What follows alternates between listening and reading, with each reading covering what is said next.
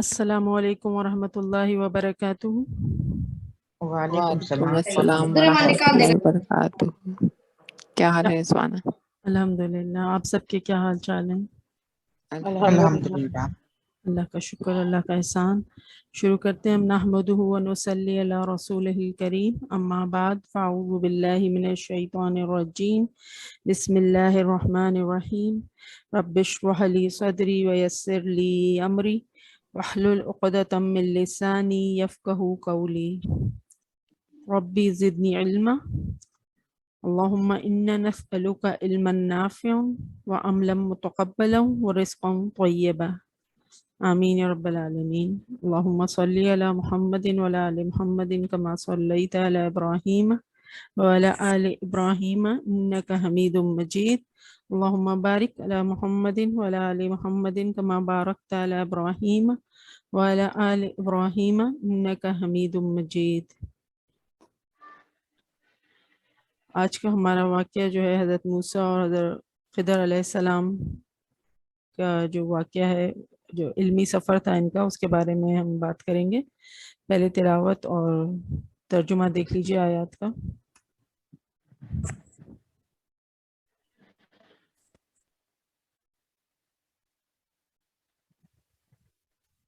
Hey, good looking.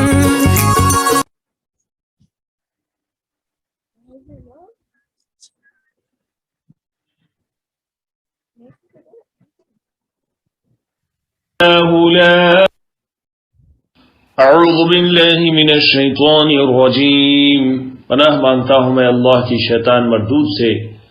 بسم اللہ الرحمن الرحیم، شروع اللہ کے نام سے جو بڑا مہربان نہایت رحم والا ہے۔ وَإِذْ قَالَ مُوسَى لِفَتَاهُ لَا أَبْرَحُ حَتَّى أَبْلُغَ مَجْمَعَ الْبَحْرَيْنِ أَوْ أَمْضِيَ حُقُبًا، اور جب موسیٰ نے اپنے شاگرد سے کہا کہ جب تک میں دو دریاؤں کے ملنے کی جگہ نہ پہنچ جاؤں ٹلنے کا نہیں، خواہ صدیوں چلتا رہوں۔ فَلَمَّا بَلَغَا مَجْمَعَ بَيْنِهِمَا نَسِيَا حُوتَهُمَا فَاتَّخَذَ سَبِيلَهُ فِي الْبَحْرِ سَرَبًا، پھر جب وہ دونوں دریاؤں کے سنگم پر پہنچے تو اپنی مچھلی بھول گئے، پھر اس مچھلی نے دریا میں سرنگ کی طرح اپنا رستہ بنا لیا۔ فَلَمَّا جَاوَزَا قَالَ لِفَتَاهُ آتِنَا غَدَاءَنَا لَقَدْ لَقِينَا مِن سَفَرِنَا هَذَا نَصَبًا، جب آگے چلے تو موسیٰ نے اپنے شاگرد سے کہا کہ ہمارا کھانا لاؤ، اس سفر سے ہم کو بہت تکان ہو گئی ہے۔ قال أرأيت إذ أوينا إلى الصخرة فإني نسيت الحوت وما أنسانيه إلا الشيطان أن أذكره واتخذ سبيله في البحر عجبا، اس نے کہا کہ بھلا آپ نے دیکھا کہ جب ہم نے اس چٹان کے پاس آرام کیا تھا تو میں مچھلی وہیں بھول گیا، اور مجھے آپ سے اس کا ذکر کرنا شیطان نے بلا دیا، اور اس مچھلی نے عجیب طرح سے دریا میں اپنا رستہ بنایا۔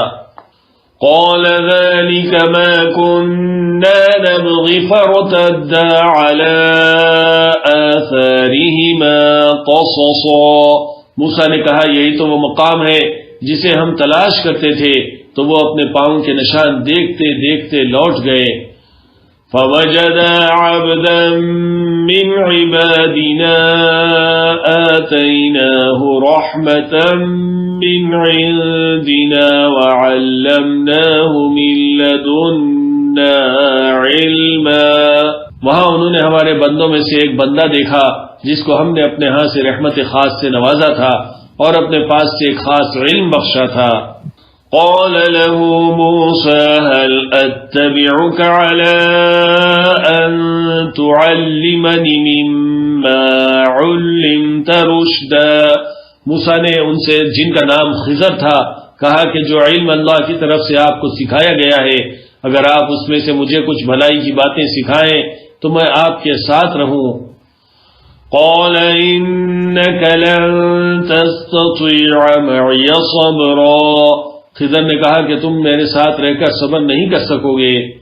وَكَيْفَ تَصْبِرُ عَلَى مَا لَمْ تُحِطْ بِهِ خُبْرًا، اور جس بات کی تمہیں خبر ہی نہیں اس پر صبر بھی کیسے کر سکتے ہو. قَالَ سَتَجِدُنِي إِن شَاءَ اللَّهُ صَابِرًا وَلَا أَعْصِي لَكَ أَمْرًا. موسیٰ نے کہا اللہ نے چاہا تو آپ مجھے صابر پائیں گے اور میں آپ کے ارشاد کے خلاف نہیں کروں گا. قال فإن اتبعتني فلا تسألني عن شيء حتى أحدث لك منه ذكرا. خضر نے کہا اگر تم میرے ساتھ رہنا چاہو تو شرط یہ ہے کہ مجھ سے کوئی بات نہ پوچھنا جب تک میں خود اس کا ذکر تم سے نہ کر دوں. فانطلقا حتى إذا ركبا في السفينة خرقها قال أخرقتها لتغرق أهلها لقد جئت شيئا إمرا. تو دونوں چل پڑے یہاں تک کہ جب کشتی میں سوار ہوئے تو خضر نے کشتی کو پھاڑ ڈالا. موسیٰ نے کہا کیا آپ نے اس کو اس لیے پھاڑا ہے کہ سواروں کو غرق کر دیں؟ یہ تو آپ نے بڑی عجیب بات کی.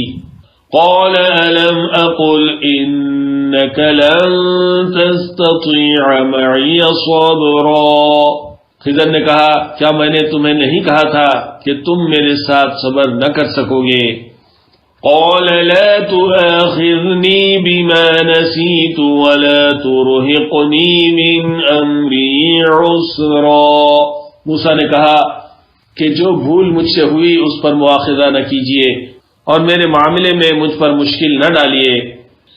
فانطلقا حتى إذا لقيا غلاما فقتله قال قتلت نفسا زكية بغير نفس لقد جئت شيئا نكرا. پھر دونوں چلے یہاں تک کہ رستے میں ایک لڑکا ملا تو خضر نے اسے مار ڈالا. موسیٰ نے کہا کہ آپ نے ایک بے گناہ شخص کو ناحق بغیر قصاص کے مار ڈالا، یہ تو آپ نے بری بات کی. قال ألم أقل لك إنك لن تستطيع معي صبرا. خضر نے کہا کیا میں نے نہیں کہا تھا کہ تم سے میرے ساتھ صبر نہیں ہو سکے گا. قال إن سألتك عن شيء بعدها فلا تصاحبني قد بلغت من لدني عذرا. انہوں نے کہا کہ اگر میں اس کے بعد پھر کوئی بات پوچھوں یعنی اعتراض کروں تو مجھے اپنے ساتھ نہ رکھیے گا کہ آپ میری طرف سے عذر کے قبول کرنے میں حد کو پہنچ گئے ہیں. فانطلقا حتى إذا أتيا أهل قرية استطعما أهلها فأبوا أن يضيفوهما فوجدا فيها جدارا يريد أن ينقض فأقامه قال لو شئت لاتخذت عليه أجرا. پھر دونوں چلے یہاں تک کہ گاؤں والوں کے پاس پہنچے اور ان سے کھانا طلب کیا. انہوں نے ان کی ضیافت کرنے سے انکار کیا. پھر انہوں نے وہاں ایک دیوار دیکھی جو گرا چاہتی تھی تو خضر نے اس کو سیدھا کر دیا. موسیٰ نے کہا کہ اگر آپ چاہتے تو ان سے اس کا معاوضہ لے لیتے تاکہ کھانے کا کام چلتا. قال هذا فراق بيني وبينك سأنبئك بتأويل ما لم تستطع عليه صبرا. خضر نے کہا کہ اب مجھ میں اور تم میں علیحدگی مگر جن باتوں پر تم صبر نہ کر سکے میں ان کا تمہیں بھید بتائے دیتا ہوں. أما السفينة فكانت لمساكين يعملون في البحر فأردت أن أعيبها وكان وراءهم ملك يأخذ كل سفينة غصبا. کہ جو وہ کشتی تھی غریب لوگوں کی تھی جو دریا میں محنت کر کے یعنی کشتیاں چلا کر گزارا کرتے تھے اور ان کے سامنے کی طرف ایک بادشاہ تھا جو ہر اچھی کشتی کو زبردستی چھین لیتا تھا. تو میں نے چاہا کہ اسے عیب دار کر دوں تاکہ وہ اسے غصب نہ کر سکے. وَأَمَّا وأما الغلام فكان أبواه مؤمنين فخشينا أن يرهقهما طغيانا وكفرا، اور وہ جو لڑکا تھا اس کے ماں باپ دونوں مومن تھے، ہمیں اندیشہ ہوا کہ وہ بڑا ہو کر بد کردار ہوگا تو کہیں ان کو سرکشی اور کفر میں نہ پھنسا دے۔ فَأَرَدْنَا أَن يُبْدِلَهُمَا رَبُّهُمَا خَيْرًا مِّنْهُ زَكَاةً وَأَقْرَبَ رُحْمًا، تو ہم نے چاہا کہ ان کا پروردگار اس کی جگہ ان کو اور بچہ عنایت فرمائے جو اخلاقی پاکیزگی میں بہتر اور محبت میں زیادہ قریب ہو۔ وَأَمَّا الْجِدَارُ فَكَانَ لِغُلَامَيْنِ يَتِيمَيْنِ فِي الْمَدِينَةِ وَكَانَ تَحْتَهُ كَنزٌ لَهُمَا وَكَانَ أَبُوهُمَا صَالِحًا فَأَرَادَ رَبُّكَ أَن يَبْلُغَا أَشُدَّهُمَا وَيَسْتَخْرِجَا كَنزَهُمَا رَحْمَةً مِّن رَّبِّكَ وَمَا فَعَلْتُهُ عَنْ أَمْرِي ذَلِكَ تَأْوِيلُ مَا لَمْ تَسْطِع عَلَيْهِ صَبْرًا، اور وہ جو دیوار تھی سو دو یتیم لڑکوں کی تھی جو شہر میں رہتے تھے، اور اس کے نیچے ان کا خزانہ دفن تھا، اور ان کا باپ نیک آدمی تھا، تو تمہارے پروردگار نے چاہا کہ وہ اپنی جوانی کو پہنچ جائیں اور پھر اپنا خزانہ نکالیں۔ یہ تمہارے پروردگار کی مہربانی ہے، اور یہ کام میں نے اپنی طرف سے نہیں کیے، یہ ان باتوں کی حقیقت ہے جن پر تم صبر نہ کر سکے۔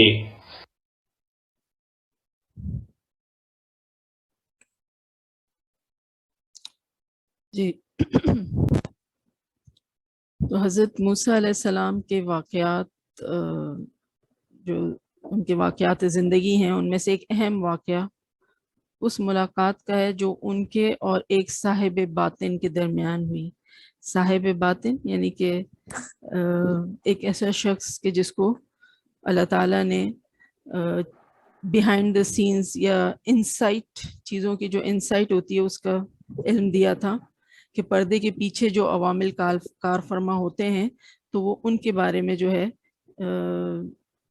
جانتے تھے، جن کا کہ نام حضرت خضر علیہ السلام ہے، اور قرآن میں تو ان کا نام مینشن نہیں ہوا ہے، لیکن بخاری اور مسلم کی جو صحیح حدیث ہیں ان میں حضور صلی اللہ علیہ وسلم نے ان کا نام جو ہے خضر، صحیح پروناؤنسیشن جو ہے نا وہ ہے خاء کے اوپر زبر اور دعات کے نیچے زیر، ہم الٹ بولتے ہیں، ہم بولتے ہیں خضر، اور وہ اتنا زبان پہ چڑھا ہوا ہے کہ اس کو بولنا مشکل لگتا ہے زبر کے ساتھ، لیکن صحیح تلفظ جو ہے اس لفظ کا ہے خضر، خاء کے اوپر زبر اور دعات کے نیچے زیر، خضر علیہ السلام۔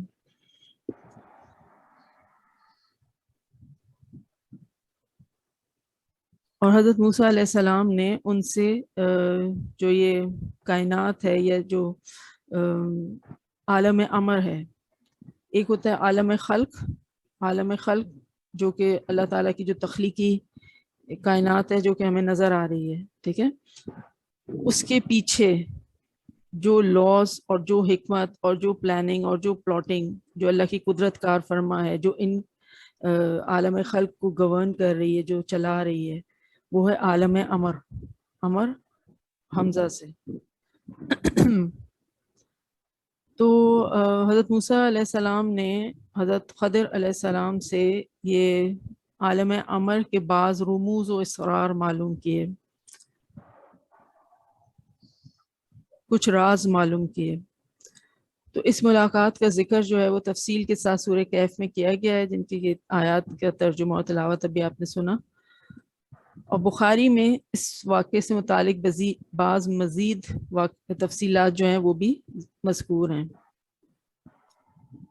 ابی بن قعب رضی اللہ عنہ نے حدیث بیان کی ہے کہ انہوں نے رسول اکرم صلی اللہ علیہ وسلم سے سنا ہے کہ آپ صلی اللہ علیہ وسلم ارشاد فرماتے تھے کہ ایک روز حضرت موسیٰ بنی اسرائیل کو خطاب فرما رہے تھے کہ کسی شخص نے دریافت کیا کہ اس زمانے میں سب سے بڑا کون عالم ہے؟ حضرت موسیٰ علیہ السلام نے فرمایا کہ مجھے اللہ تعالیٰ نے سب سے زیادہ علم عطا فرمایا ہے۔ اللہ تعالیٰ کو ان کی یہ بات پسند نہ آئی اور ان پر سمجھے کہ ایک سرزنش کے طور پر یا عتاب یا پکڑ ہوئی ان کی کہ تمہارا منصب تو یہ تھا کہ اس کو علم الہی کے سپرد کرتے، اور تم کہتے کہ واللہ عالم، کہ اللہ از دا بیسٹ نور، کہ اللہ کو زیادہ پتہ ہے کہ کون مجھ سے کون سب سے زیادہ علم رکھتا ہے۔ اور پھر جو ہے حضرت موسیٰ علیہ السلام پر وحی نازل ہوئی کہ جہاں بتایا گیا آپ کو کہ جہاں دو سمندر ملتے ہیں، جس کو کوئی قرآن میں مجمع البحرینی کہا گیا ہے۔ بحر کہتے ہیں ایک دریا یا سمندر، اور عینی جب آخر میں آ رہا ہے بحرینی، دیٹ مینس دو سمندر یا دو دریا۔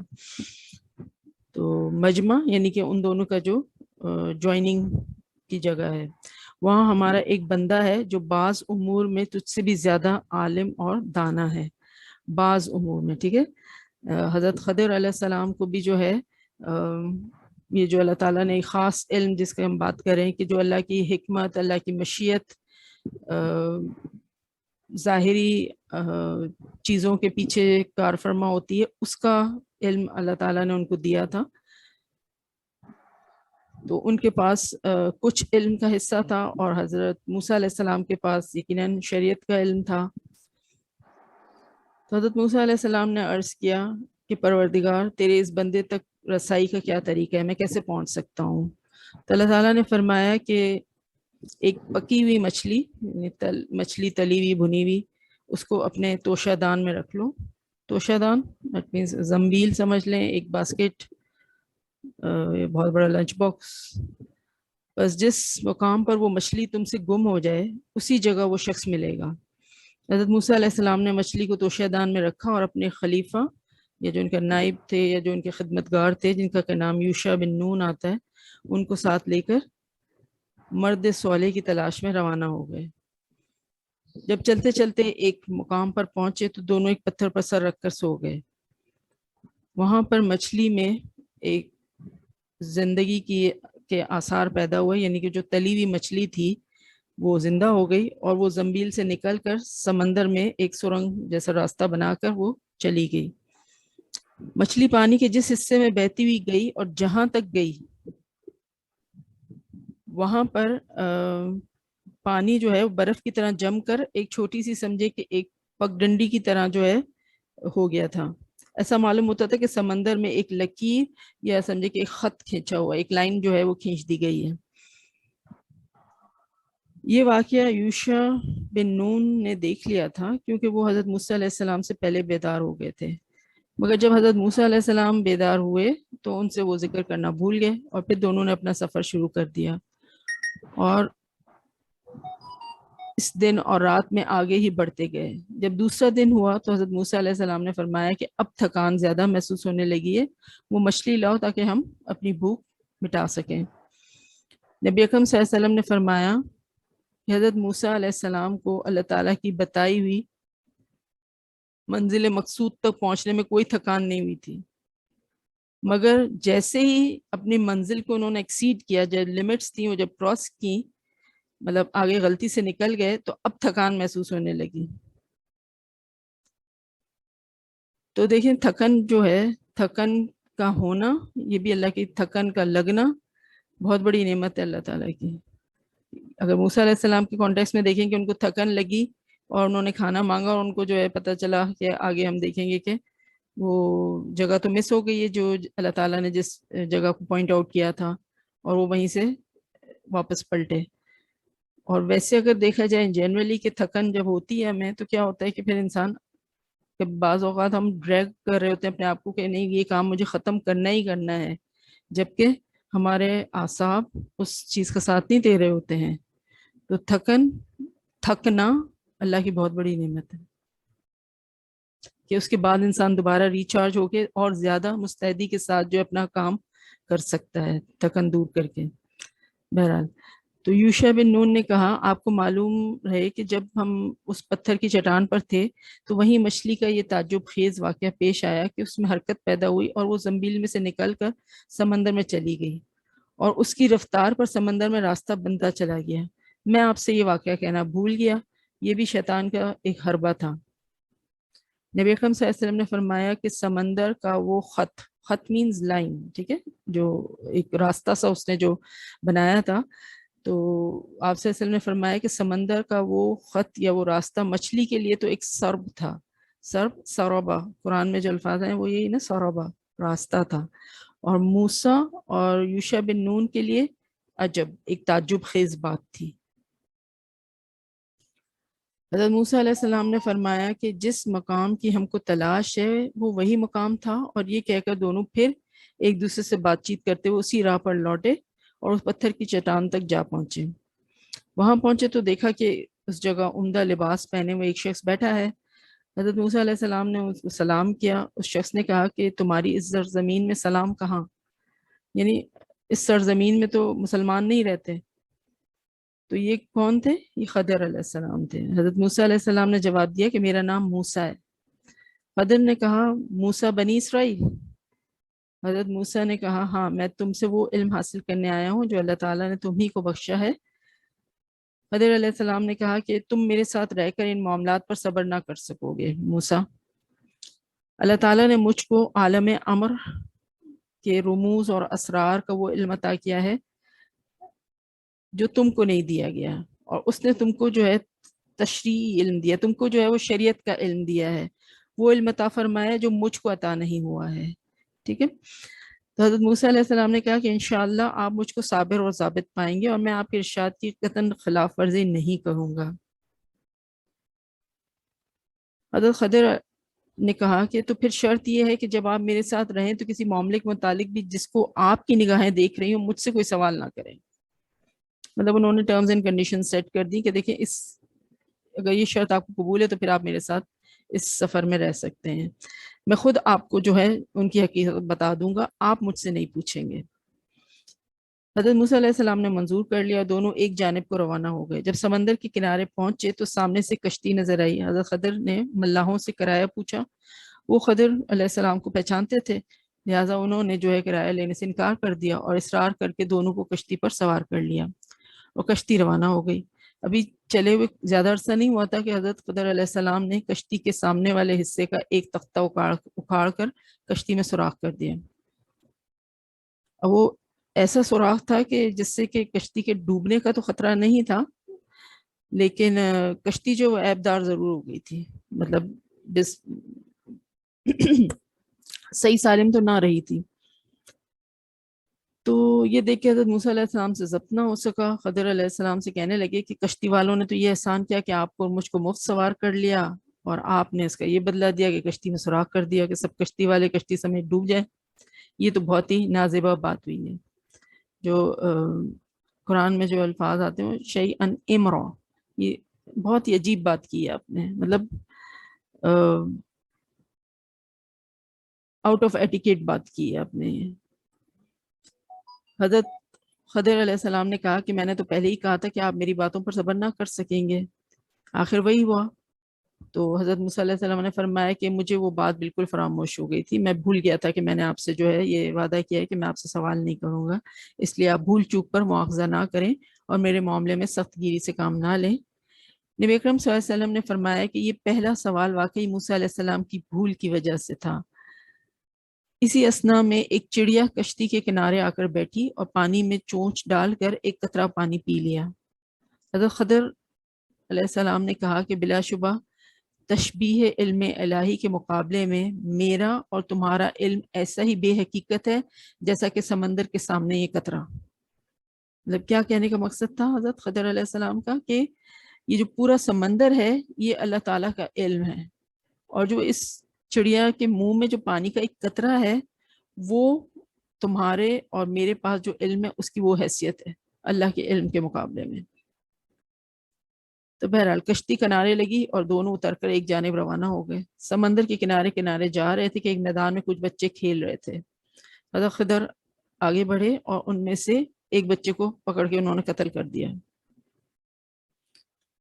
حضرت موسیٰ علیہ السلام کو پھر یارہ صبر نہ رہا، ان سے پھر صبر کا پیمانہ ان کا بریز ہو گیا، فرمانے لگے، مطلب اس وقت انہوں نے کہا تھا جب وہ کشتی کو انہوں نے عیبدار کیا تھا تو کہا تھا کہ شیئن امرا، اور یہاں پر انہوں نے کہا کہ شیئن نقرا، یعنی اس سے وہ تو ایک عجیب بات تھی، یہ تو آپ نے جو ہے ایک سمجھے کہ منکر کام، جس چیز کو منع کیا گیا ہے مطلب شریعت میں تو کسی جان کو بغیر کسی ریزن کے آپ قصاص کے طور پر ہی مطلب جو کنڈیشنز ہیں اس کے علاوہ تو آپ نہیں مار سکتے نا.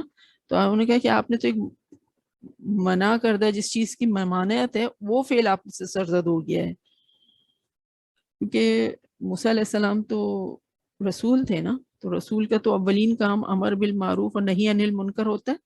تو وہ کیسے چپ رہ سکتے تھے کہ یہ برائی ہوتی دیکھیں اور منکر ہوتے دیکھیں اور وہ چپ رہتے. انہوں نے کہا یہ تو آپ نے بڑا ہی شیئن نکرہ, بہت ہی ممنوع شدہ کام کر لیا ہے. تو حضرت خضر علیہ السلام نے کہا کہ میں تو شروع ہی میں کہہ چکا تھا کہ آپ میرے ساتھ رہ کر صبر اور ضبط سے کام نہ لے سکیں گے. نبی اکرم صلی اللہ علیہ وسلم نے فرمایا چونکہ یہ بات پہلی بات سے بھی زیادہ سخت تھی اس لیے حضرت موسیٰ علیہ السلام جو ہے صبر اور ضبط نہ کرنے میں معذور تھے. مطلب وہ تو اپنی ڈیوٹی کر رہے تھے نا ایز اے رسول, ایز اے پروفٹ. حضرت موسیٰ علیہ السلام نے فرمایا خیر اس مرتبہ اور نظر انداز کر دیجئے, اس کے بعد بھی اگر مجھ سے صبر نہ ہو سکا تو پھر عذر کا کوئی موقع نہیں رہے گا, اور اس کے بعد آپ مجھ سے علیحدہ ہو جائیے گا. مطلب آپ جسٹیفائیڈ ہوں گے کہ ٹھیک ہے آپ کا اور میرا ساتھ پھر نہیں رہ سکتا. غرض پھر دونوں روانہ ہو گئے اور چلتے چلتے ایک ایسی بستی میں پہنچے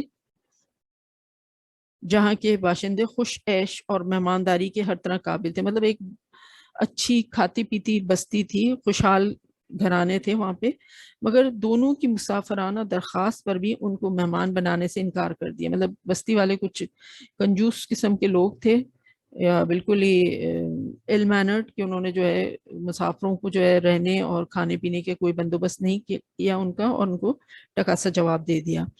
یہ بھی بستی ہی میں سے گزر رہے تھے. خضر علیہ السلام ایک ایسے مکان کی جانب بڑھے جس کی دیوار کچھ جھکی ہوئی تھی اور اتنی جھک گئی تھی کہ بس it was near to fall, کہ گرنے والی تھی اور اس کے گر جانے کا اندیشہ تھا. تو حضرت خضر نے اس کو ہاتھ کا سہارا دیا اور دیوار کو سیدھا کر دیا.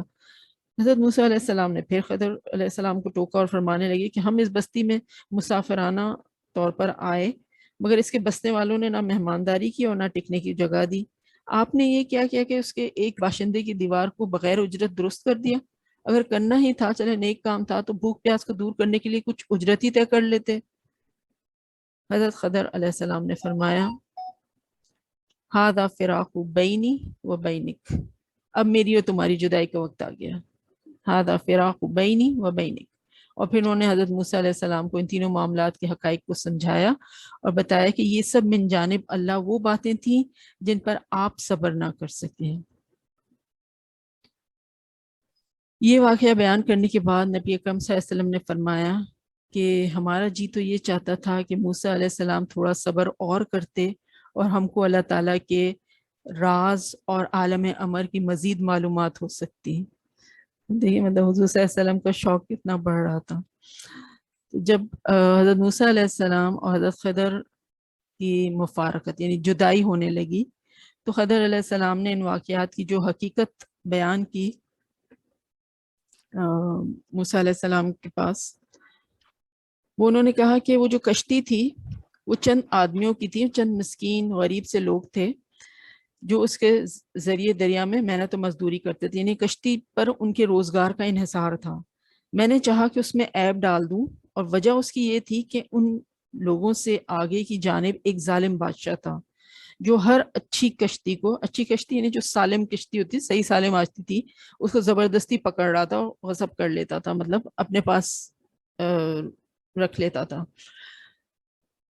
تو یہ اس امر کی وضاحت تھی جس کا سمجھنا جو ہے موسیٰ علیہ السلام کے لیے مشکل ہو رہا تھا اور جس کے ظاہری حال کو دیکھ کر وہ متعجب ہو رہے تھے. لیکن اللہ تعالیٰ نے حضرت خضر علیہ السلام پر اس کی باطنی حکمت کھول دی ہے نا, اس کا انسائٹ جو ان کو دکھا دیا, اور انہوں نے یہ کام کیا کہ اس کو ایک چھوٹا سا ایک اس میں ڈیفیکٹ ڈال دیا کہ ایک تختہ جو ہے اس کا ہٹا دیا انہوں نے. اس طرح وہ بادشاہ کے غصب سے وہ کشتی جو ہے بچ گئی. بہرحال حضرت خضر علیہ السلام نے اس کی حکمت بیان کرتے ہوئے فرمایا کہ میں نے ان کی کشتی کو اس لیے عیبدار کر دیا تاکہ اس کشتی کے نادار مالکان جو ہیں, غریب مالکان, اس کے ذریعے نفع اٹھاتے رہیں, ان کا روزگار جو ہے وہ چلتا رہے, جن کے پاس اس کے علاوہ اور کوئی قابل روزگار چیز نہیں تھی. اور بعض مفسرین کا کہنا ہے کہ کشتی کے جو مالکان تھے وہ یتیم بھی تھے. بہرحال پھر کہا انہوں نے کہ وہ لڑکا جو تھا تو اس کے ماں باپ ایماندار تھے, ہمیں اندیشہ ہوا کہ یہ ان دونوں پر سرکشی اور کفر کا اثر نہ ڈال دے، بس ہم کو منظور ہوا کہ اس کے بجائے ان کا پروردگار ان کو ایسی اولاد دے جو پاکیزگی یعنی دین میں اس سے بہتر ہو اور والدین کے ساتھ محبت کرنے میں اس سے بڑھ کر ہو۔ حضرت قتادہ رحمۃ اللہ علیہ فرماتے ہیں کہ جس وقت وہ لڑکا پیدا ہوا تھا تو اس کے والدین بہت خوش ہوئے، اور جس دن وہ قتل ہوا تو ان کو بہت رنج ہوا۔ اگر وہ زندہ رہتا تو اس میں والدین کی ہلاکت کا امکان تھا۔ اس لیے ہر شخص کو اللہ کے فیصلے سے خوش رہنا چاہیے۔ مطلب اب یہ کون ڈیسائیڈ کرے گا کہ یہ بچہ جو یہ آگے چل کے جو ہے وہ کیسا ہوگا؟ یہ تو صرف اللہ ہی کو پتا تھا نا۔ تو اللہ تعالیٰ نے تو یہ بلیسنگ ان ڈسگائز ہوا اس بچے کا مرنا، بٹ آپ آن دا فیس ویلیو دیکھیں کہ جب حضرت خضر علیہ السلام نے اس بچے کو مارا ہوگا، جان سے مار دیا، تو اس وقت جو والدین کی کیا حالت ہوئی ہوگی، اور جو ان سے متعلق لوگ ہوں گے ان کا کیا، کہ بھئی یہ کیسا صدمہ جو ہے پہنچا۔ اور والدین کے لیے تو سمجھے کہ ایک زندگی بھر کا روگ لگ گیا، ایک جوان بچہ جو ہے وہ چلا گیا ان کے پاس سے۔ لیکن یہی چیز ہے جو یہاں پہ یہ حضرت موسیٰ اور حضرت خضر علیہ السلام کے جو ایک کمپینین شپ، جو ایک ان کا سفر بتایا گیا ہے یہاں پر، تو اس میں یہی بتایا گیا کہ جو تقدیر کے جو فیصلے ہوتے ہیں وہ چاہے ہماری سمجھ میں آئیں چاہے نہ آئیں، لیکن ہمارا ایمان یہ ہونا چاہیے بیدک الخیر، اللہ کے ہاتھ میں خیر ہی خیر ہے، اللہ کا ہر فیصلہ خیر کے مترادف ہوتا ہے، ہمیں اس کی حکمت سمجھ نہیں آتی ہے۔ لیکن یہاں پر آپ دیکھیں کہ اگر یہ نہ بتاتے حضرت خضر علیہ السلام تو تشنگی ایک رہ جاتی نا کہ انہوں نے کیوں وداؤٹ اینی رائم اور ریزن کیوں ایک لڑکے کو قتل کر دیا۔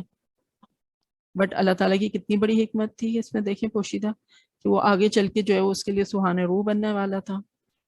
کسی نے کہا نا کہ ایک شخص جو ہے وہ دعا مانگ رہا تھا کہ یا اللہ جو 25 سال پہلے دعا مانگی تھی آج اس دعا کو واپس لے لے۔ تو کسی نے سنا تو کہا کہ یہ کیسی دعا مانگ رہے ہو بھائی، 25 سال پہلے کیا دعا مانگی تھی تم نے؟ اس نے کہا 25 سال پہلے میں نے اپنے لیے بیٹے کی دعا مانگی تھی، آج وہ بیٹا بڑا ہو کے عیاشی میں لگ گیا اور اس نے میرا گھر کاروبار سب بیچ ڈالا ہے، تو اس سے تو وہ نہ ہوتا تو اچھا تھا۔ تو کہنے کی بات یہ ہے کہ جو ایک آتا ہے نا وَأُفَوِّضُ أَمْرِي إِلَى اللَّهِ إِنَّ اللَّهَ بَصِيرٌ بِالْعِبَادِ، قرآن کی آیت ہے۔ تو ہمارا کام کیا ہے؟ تفویض امری الی اللہ، اپنے سارے کام اللہ کے سپرد کر دیں۔ And Allah is the best planner, راضی برضائے رب، اللہ جو تیری مرضی ہے اس میں میں راضی۔ آپ نے دعا مانگی، آپ کی دعا پوری ہو گئی، you will be more happy then ever کہ میں نے جو مانگا وہ مجھے مل گیا۔ اب آپ نے دعا مانگی اور وہ دعا پوری نہیں ہوئی، then also you should be happy then ever. وہ کیوں؟ کیونکہ اب اللہ کی مرضی چل رہی ہے، تو اللہ از دا بیسٹ پلانر بیدک الخیر۔ تو بات صرف سمجھنے کی ہے and your outlook changes.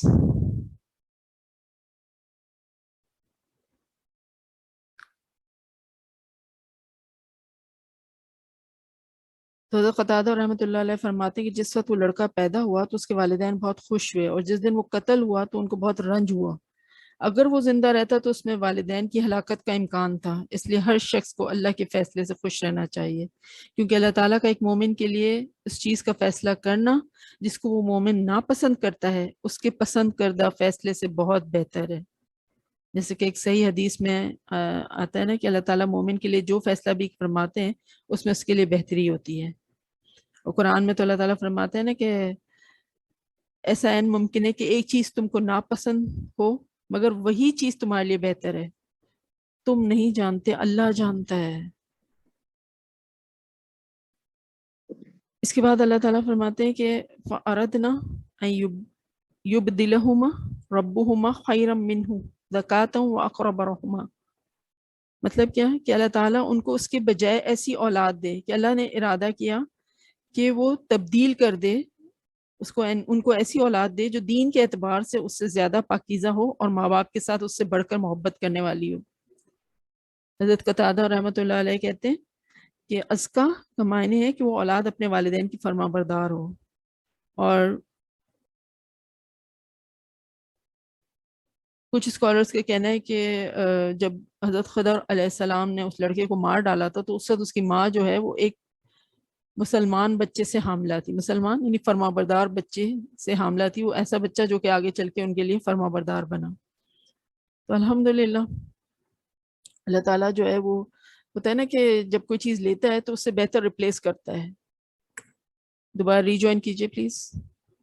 فَكَانَ لِغُلَامَيْنِ يَتِيمَيْنِ، یعنی حضرت خضر علیہ السلام نے فرمایا کہ رہی وہ دیوار تو وہ 2 یتیم لڑکوں کی تھی جو اس شہر میں رہتے تھے، اور اس دیوار کے نیچے ان کا کچھ مال دفن ہوا تھا، اور ان کا باپ جو فوت ہو گیا ایک نیک آدمی تھا. سو آپ کے رب نے اپنی مہربانی سے چاہا کہ وہ دونوں اپنی جوانی کی عمر کو پہنچ جائیں اور اپنا دفن شدہ خزانہ نکال لیں. اور یہ سارے کام میں نے با الہام الہی کیے ہیں، ان میں سے کوئی کام میں نے اپنی رائے سے نہیں کیا ہے. لیجئے یہ ہے حقیقت ان باتوں کی جن پر آپ موسیٰ علیہ السلام سے صبر نہ ہو سکا. یہ انہوں نے تفصیل بتائی تھی، اور پھر انہوں نے بہت کیٹیگوریکلی کلیئرلی اس بات کو کہہ دیا کہ یہ کوئی بھی کام میں نے اپنی مرضی سے نہیں کیا ہے بلکہ کس سے؟ اللہ تعالیٰ کے حکم سے کیا ہے. تو اس وجہ سے جو ہے وہ کہتے ہیں کہ یہ خضر علیہ السلام کے بارے میں جو کلیئرلی تو مینشن نہیں ہے کہ وہ کیا ان کا سٹیٹس تھا، کہ وہ کوئی ولی اللہ تھے یا کچھ کا کہنا ہے کہ فرشتے تھے، لیکن زیادہ تر جو ہے وہ اس ریزننگ کی وجہ سے کہتے ہیں کہ وہ نبی تھے.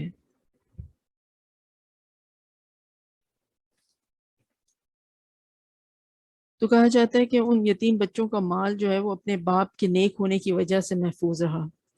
خود ان بچوں کے نیک ہونے کا ذکر نہیں ہے، اور ان یتیم بچوں اور ان کے اس باپ کے درمیان جو ان کے مال کی حفاظت کا ذریعہ بنا وہ 7 پشتوں کا واسطہ ہے. مطلب کہتے ہیں نا کہ جب آپ دعا مانگیں تو اپنے بچوں کے لیے، ان کے بچوں یعنی اپنی پوری نسل کے لیے دعا مانگیں، کیونکہ جو خیر ہوتی ہے وہ پھر نسلوں میں پروان چڑھتی ہے. اور اس کا مظاہرہ یہاں پہ دیکھ رہے ہیں. وہ جو باپ تھا وہ جولاہا تھا. جولاہا ایک معمولی کام کرنے والا.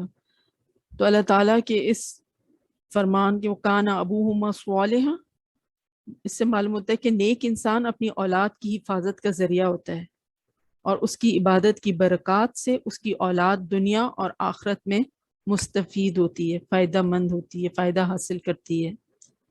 جب اولاد اپنے نیک باپ کی سفارش کی برکت سے بلند درجات پر فائز ہوگی تو یقیناً پھر ماں باپ کی آنکھیں ٹھنڈی ہوں گی.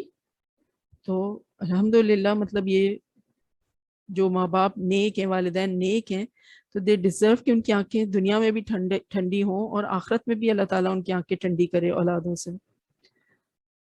تو حضرت خضر علیہ السلام نے اس کے بعد فرمایا کہ وَمَا فَعَلْتُهُ عَنْ أَمْرِي، یعنی ان کاموں میں سے کوئی کام بھی میں نے اپنی ذاتی رائے سے نہیں کیا بلکہ اللہ کے حکم سے کیا ہے، اللہ بے الہام ربانی کیا ہے. تو جیسے میں نے آپ کو کہا کہ جن اسکالرز کا جو خیال ہے کہ حضرت خضر علیہ السلام نبی تھے تو وہ اسی آیت کے حصے سے وَمَا فَعَلْتُهُ عَنْ أَمْرِي، میں نے اپنے اس سے نہیں کیا ہے بلکہ یہ تو اللہ کے حکم سے کیا ہے، تو اسی سے وہ یہ دلیل نکالتے ہیں.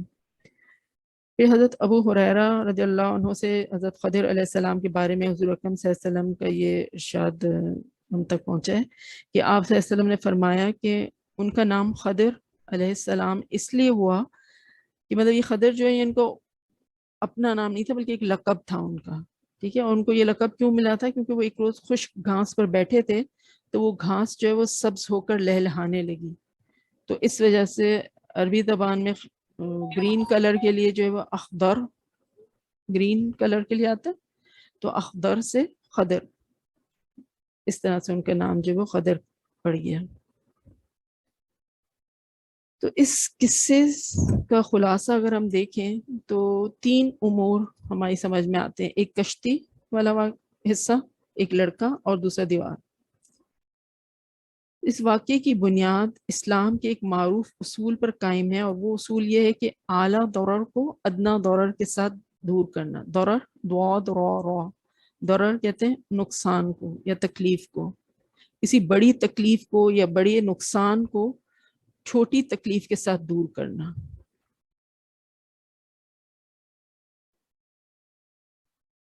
حضرت خضر علیہ السلام ان امور کی حقیقت سے اس علم و حکمت کی بدولت واقف ہوئے جو اللہ تعالیٰ نے ان کو عطا فرمایا تھا، جبکہ یہ حقیقت حضرت موسیٰ علیہ السلام سے مخفی رہی، ان کو وہ علم نہیں دیا گیا تھا. اس واقعے سے ہم کو جو سبق ملتا ہے وہ یہ کہ انسان کو اپنے علم پر مغرور نہیں ہونا چاہیے، غرہ نہیں ہونا چاہیے اپنے علم کا، کہ میں نے یہ کامیابی حاصل کر لی، میں نے یہ ڈگری حاصل کر لی، میں نے اس انسٹیٹیوشن سے پڑھا ہے، تو لائک میرے جیسا تو کوئی نہیں ہے.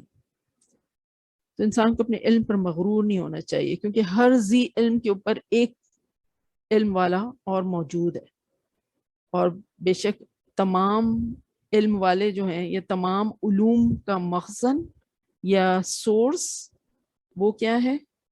اللہ تعالیٰ کی ذات العلیم. اور اس کی تو مثال آپ نے دیکھ لی کہ اللہ کا علم جو ہے وہ کس قدر وسیع ہے. جیسے سمندر کی کوئی انتہا نہیں ہوتی، اس کی کوئی باؤنڈری آپ نہیں دیکھ سکتے، اس طرح اللہ کا علم بھی بہت وسیع ہے.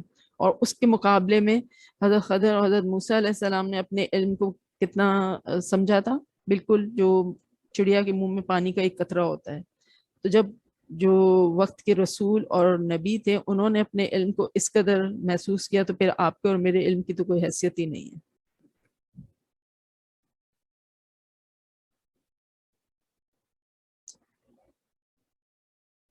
تو وہ کوئی انسان کتنا بھی عظیم کیوں نہ اپنے علم پر غرور نہیں کرنا چاہیے، وہ اس سے بڑا عالم ضرور کوئی نہ کوئی ہوتا ہے. اور تمام اگلے پچھلے لوگوں کا علم اللہ کے علم کے مقابلے میں ایسا ہے جیسے کوئی چڑیا دریا میں چونچ مارے تو اس کی چونچ کے ساتھ پانی کا جو قطرہ آتا ہے وہ انسان کا علم ہے، اور باقی پورا سمندر اللہ تعالیٰ کا علم. اسی طرح اس قصے سے ہمیں یہ بھی سبق ملتا ہے کہ ہمیں چاہیے کہ ہم اللہ تعالیٰ کے ہر حکم کے آگے سیر تسلیم خم کر دیں اور اس کے فیصلے پر راضی رہیں. جیسے ابھی ہم نے کہا نا، راضی برضا رب.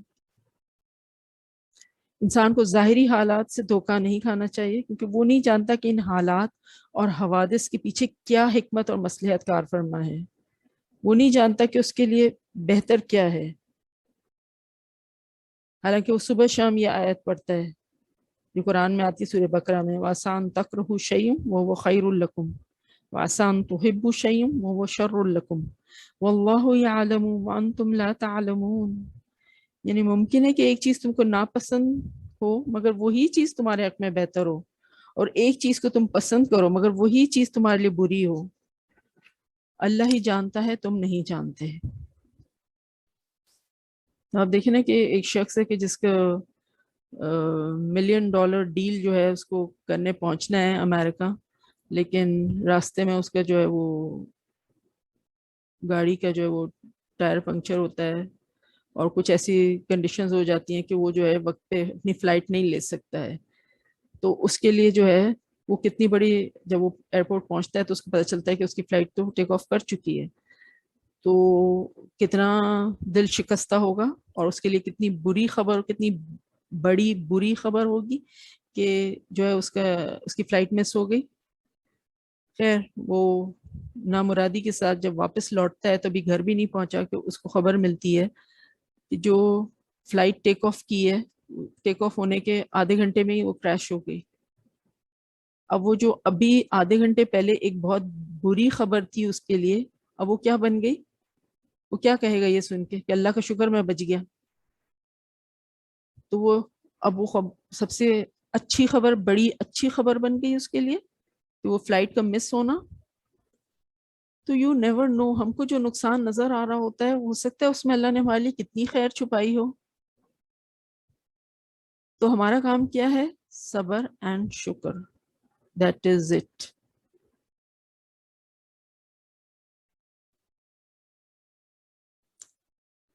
اسی طرح حضور اکرم صلی اللہ علیہ وسلم نے فرمایا کہ مومن کا معاملہ بڑا عجیب ہے. عجیب ہے یعنی بڑی خوبصورت معاملہ ہے مومن کا. اس کا ہر معاملہ اس کے حق میں بہتر ہے. اگر وہ تکلیف سے دوچار ہوتا ہے تو وہ صبر کرتا ہے جو اس کے لیے بہتر ہے، اور اگر اسے کوئی خوشی کی بات حاصل ہوتی ہے تو وہ شکر کرتا ہے جو اس کے لیے اور بہتر ہے. اور یہ صرف مومن کے لیے ہے. کیا ہے مومن کے لیے؟ کہ اس کے دونوں ہاتھ میں لڈو ہیں، چاہے اس کو خوشی ملے یا اس کو تکلیف ملے. تکلیف ملے تو وہ صبر کرے اور اللہ سے اجر سمیٹے، اور جب وہ خوش ہو تو شکر کرے اور اللہ سے اجر سمیٹے۔ پھر دیوار والا جو قصہ ہے اس سے ہمیں تقوی اور عمل صالح کی اہمیت معلوم ہوتی ہے۔ مزید یہ بھی معلوم ہوتا ہے کہ نیکی کے آثار اس کی نسل اور اولاد میں تادیر باقی رہتے ہیں، اور یہ صورت اولاد کی لائف انشورنس سے بدرجہ بہتر ہے۔ کاش کہ جو لوگ اپنی اولاد کے مستقبل کے تحفظ کے لیے دنیا کے مال و متاع کی شدید حرص رکھتے ہیں، وہ اس قصے سے سبق حاصل کریں اور اللہ کا خوف پیدا کریں اور اپنے دلوں میں تقوی پیدا کریں، تاکہ ان کی وفات کے بعد وہ تقوی ان کے لیے توشے کے طور پر باقی رہے، اور ان کی نسلوں میں جو ہے وہ ان کی نسلیں جو ہیں وہ اس سے فائدہ اٹھائیں، اس خدا خوفی سے، اس پرہیزگاری سے۔ اللہ تعالیٰ سورہ نساء میں فرماتا ہے نا، اور ایسے لوگوں کو ڈرنا چاہیے کہ اگر اپنے بعد چھوٹے چھوٹے بچے چھوڑ جائیں تو ان کو فکر ہو، سو ان لوگوں کو اللہ تعالیٰ سے ڈرنا چاہیے اور چاہیے کہ سیدھی بات کریں، وَلْيَقُولُوا قَوْلًا سَدِيدًا، سچی اور سیدھی بات کہیں۔ یہ جو حضرت موسیٰ علیہ السلام کی حضرت خضر علیہ السلام کے ساتھ یہ جو مسابہت تھی، ایک کمپینین شپ تھی، یہ جو سفر تھا علمی سفر، تو ایک شاگرد کی اپنے استاد کے ساتھ کیسی ایسوسیشن ہونی چاہیے، اس کے بارے میں بھی ہمیں جو ہے بہت اس میں سے سبق ملتے ہیں۔ اس سے ایک اسٹوڈنٹ کو یہ سبق ملتا ہے کہ وہ علم و معرفت میں کتنا ہی بلند ہو جائے، مگر اس کو چاہیے کہ اپنے معلم، اپنے استاد کے سامنے جو ہے تواضع اور عاجزی اختیار کرے اور طلب علم کے آداب بجا لائے۔ علم حاصل کرنے کے بھی کچھ آداب ہوتے ہیں، کچھ پری ریکویزٹس ہوتے ہیں، یس، اس کو فالو کرے۔ وہ آپ نے سنا ہوگا نا، وہ سراہی سرنگوں ہو کے بھرا کرتی ہے پیمانہ، تو اگر ہم نے اپنے علم کے پیمانے کو بھرنا ہے تو ہمیں اس کے لیے جو ہے سرنگوں ہونا پڑے گا، عاجزی، انکساری۔ پھر ہمیں چاہیے کہ حضرت موسیٰ علیہ السلام کی اس بات کو بھی غور سے ملاحظہ کریں جو آپ نے اپنے استاد سے فرمائی۔ استاد کون تھے یہاں پہ؟ خضر علیہ السلام۔ ان سے کیا فرمایا تھا جب آپ نے ریکویسٹ کی تھی، هل اتبعک علی ان تعلمنی مما علمت رشدا، یعنی کیا میں آپ کے ساتھ اس غرض سے رہ سکتا ہوں کہ آپ مجھ کو بھی وہ علم مفید سکھلائیں جو آپ کو سکھایا گیا ہے؟ تو آپ سوچیں کہ مطلب ایک سوال ہے ان کا، موسیٰ علیہ السلام کا، جس سے انہوں نے اپنا مقصد بھی ظاہر کیا اور جس کے اندر اپنی طلب، اپنی جستجو اور عظیم تواضع کے ساتھ ساتھ معلم کے مقام اور مرتبے کا احترام، ان کا بھی اعتراف اور احترام جو ہے اس کو بھی ملحوظ خاطر رکھا انہوں نے، ہے نا۔ ایٹ دا سیم ٹائم کہہ رہے ہیں کہ جو آپ کو جو اللہ تعالیٰ نے مفید علم سکھایا ہے اس میں سے تھوڑا سا آپ مجھے بھی سکھا دیں۔ پھر اور کیا سبق ملتا ہے استاد اور شاگرد کے پوائنٹ آف ویو سے یہاں پہ، کہ موسیٰ علیہ السلام جو کہ شاگرد تھے تو ان کے اندر کتنی ڈٹرمینیشن تھی۔ آپ دیکھیں ڈٹرمینیشن مینس سیریسنس یا مستقل مزاجی۔ جب انہوں نے کہا تھا یوشع بن نون سے کہ میں جو ہوں لا ابرہو، میں تو چلتا رہوں گا حتیٰ ابلغ مجمع البحرین او امضی حقوبہ، حقوبہ اس کو کہتے ہیں کہ ایک لمبی مدت، اور اس کے بارے میں اسکالرز کہتے ہیں کہ تقریباً 80 سال اس سے مراد ہوتا ہے۔ 80 سال doesn't mean کہ exactly 80 years, but it means کہ اب تا حیات میں تو بس جب تک وہ مجھے نہیں ملے گی وہ جگہ یا وہ ٹیچر نہیں ملے گا میں تو چلتا ہی رہوں گا۔ مطلب دیٹ شوز کہ وہ کتنے ڈٹرمنٹ تھے وہ علم حاصل کرنے کے لیے، ٹھیک ہے، ان سے ملاقات کے لیے۔ تو ایک اسٹوڈنٹ کی سیریسنس، مستقل مزاجی کاؤنٹس اے لاٹ۔ پھر آپ دیکھیں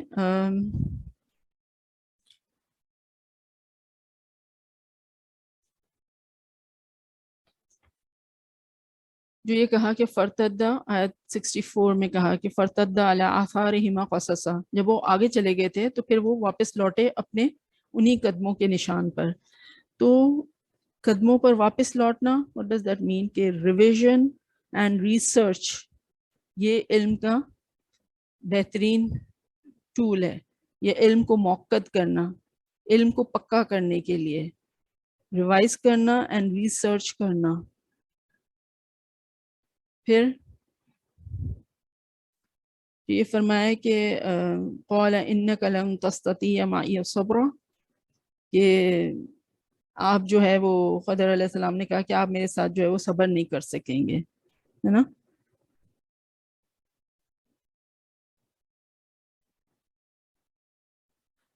تو ایک تو پیشنس جو ہے وہ بھی چاہیے ہوتا ہے علم حاصل کرنے کے لیے. فرسٹ اینڈ فارموسٹ تھنگس جو ہے وہ صبر ہے، چاہے استاد کے پوائنٹ آف ویو سے لیں ہو یا شاگرد کے پوائنٹ آف ویو سے لیں. لیکن پھر آپ دیکھیں کہ جب یہ جو استاد ہیں ان کے خضر علیہ السلام ان کو ریفیوز کر رہے ہیں کہ نہیں آپ جو ہے میرے ساتھ نہیں رہ سکیں گے، آپ یہ علم آپ کے لیے سیکھنا مشکل ہوگا. لیکن اٹس جسٹ ناٹ دیٹ کہ انہوں نے بس منع کر دیا کہ نہیں یو آر ناٹ کیپیبل، بس جاؤ تم اس قابل ہو ہی نہیں، نکل جاؤ یہاں سے، ایسے نہیں. بلکہ ریزننگ دے رہے ہیں کہ کیوں آپ اس کو نہیں حاصل کر سکیں گے. وَكَيْفَ تَصْبِرُ عَلَىٰ مَا لَمْ تُحِطْ بِهِ خُبْرًا، اور آپ کیسے صبر کر سکتے ہیں جس کے بارے میں آپ کو علم ہی نہیں ہے، جو علم آپ کو دیا ہی نہیں گیا، تو آپ اس کے بارے میں کیسے، جو آپ کو پتہ ہی نہیں ہوگی جو چیز، تو اس میں آپ کا جو ہے بے صبرہ ہونا از ویری مچ ریشنل، ہے نا. ان ادر ورڈز یہ کہنا چاہ رہے تھے. تو استاد کا یہ انداز ہونا چاہیے کہ اگر وہ کسی بات پہ شاگرد کو کوئی ریفیوز بھی کرتا ہے کوئی کام سے، تو اس کی ریزننگ بھی دے پراپر، تاکہ شاگرد کے ذہن میں کوئی خلا نہ رہ جائے کہ شاید وہ کوئی کمپلیکس کا شکار نہ ہو جائے. پھر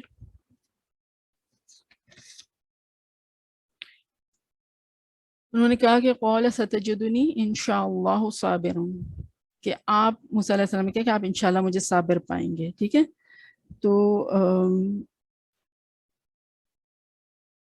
assurance and reassurance، لیکن کس کے ساتھ؟ صرف یہ نہیں کہ آپ جو ہیں، انہوں نے یہ نہیں کہا کہ آپ مجھے جو ہے صابر اور ضابط پائیں گے، بلکہ انہوں نے کہا کہ انشاءاللہ ریلائنگ آن اللہ، میرا اپنا کوئی کمال نہیں ہے، میں اللہ کی توفیق سے جو ہے یہ علم حاصل کر سکوں گا، اور میں کوشش کروں گا کہ میں صبر کروں. ٹھیک ہے، اللہ کی توفیق سے. تو یہی چیز ہے کہ انسان شاگرد ہو چاہے استاد ہو اپنی سی کوشش کرے گا، لیکن توکل کس پر ہوگا؟ اپنی کوشش پر نہیں، بلکہ انشاءاللہ. اور اسی بارے میں جو ہے اسکالرز کہتے ہیں کہ دیکھیں موسیٰ علیہ السلام نے یہاں تو کہا تھا کہ آپ مجھے جو ہے اگر اللہ نے چاہا تو صبر کرنے والا پائیں گے، لیکن جب آگے کہا وَلَا عَاصِي لَكَ أَمْرًا، اور میں کسی معاملے میں آپ کی نافرمانی نہیں کروں گا، یہاں پر انہوں نے انشاءاللہ نہیں کہا تھا. اور پھر آپ دیکھیں سٹیپ بائی سٹیپ جو ہے وہ 3 دفعہ ایسا ہوا کہ وہ اوور سیٹ کر گئے، اور ان سے جو ہے وہ جو کہا گیا تھا ان کے استاد نے، تو وہ اس چیز کو بھول گئے اور ان سے نافرمانی سرزدی، کیونکہ انہوں نے انشاءاللہ نہیں کہا تھا. تو ہر کام میں انشاءاللہ کہنا یاد رکھیں.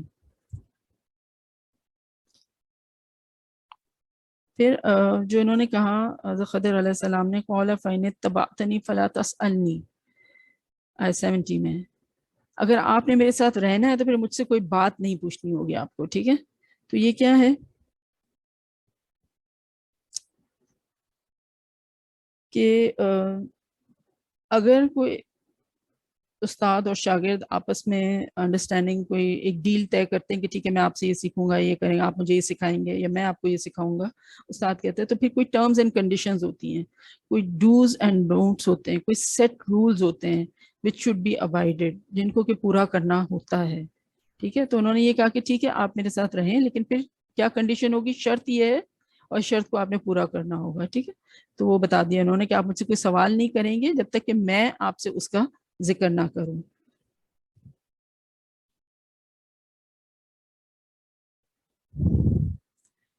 پھر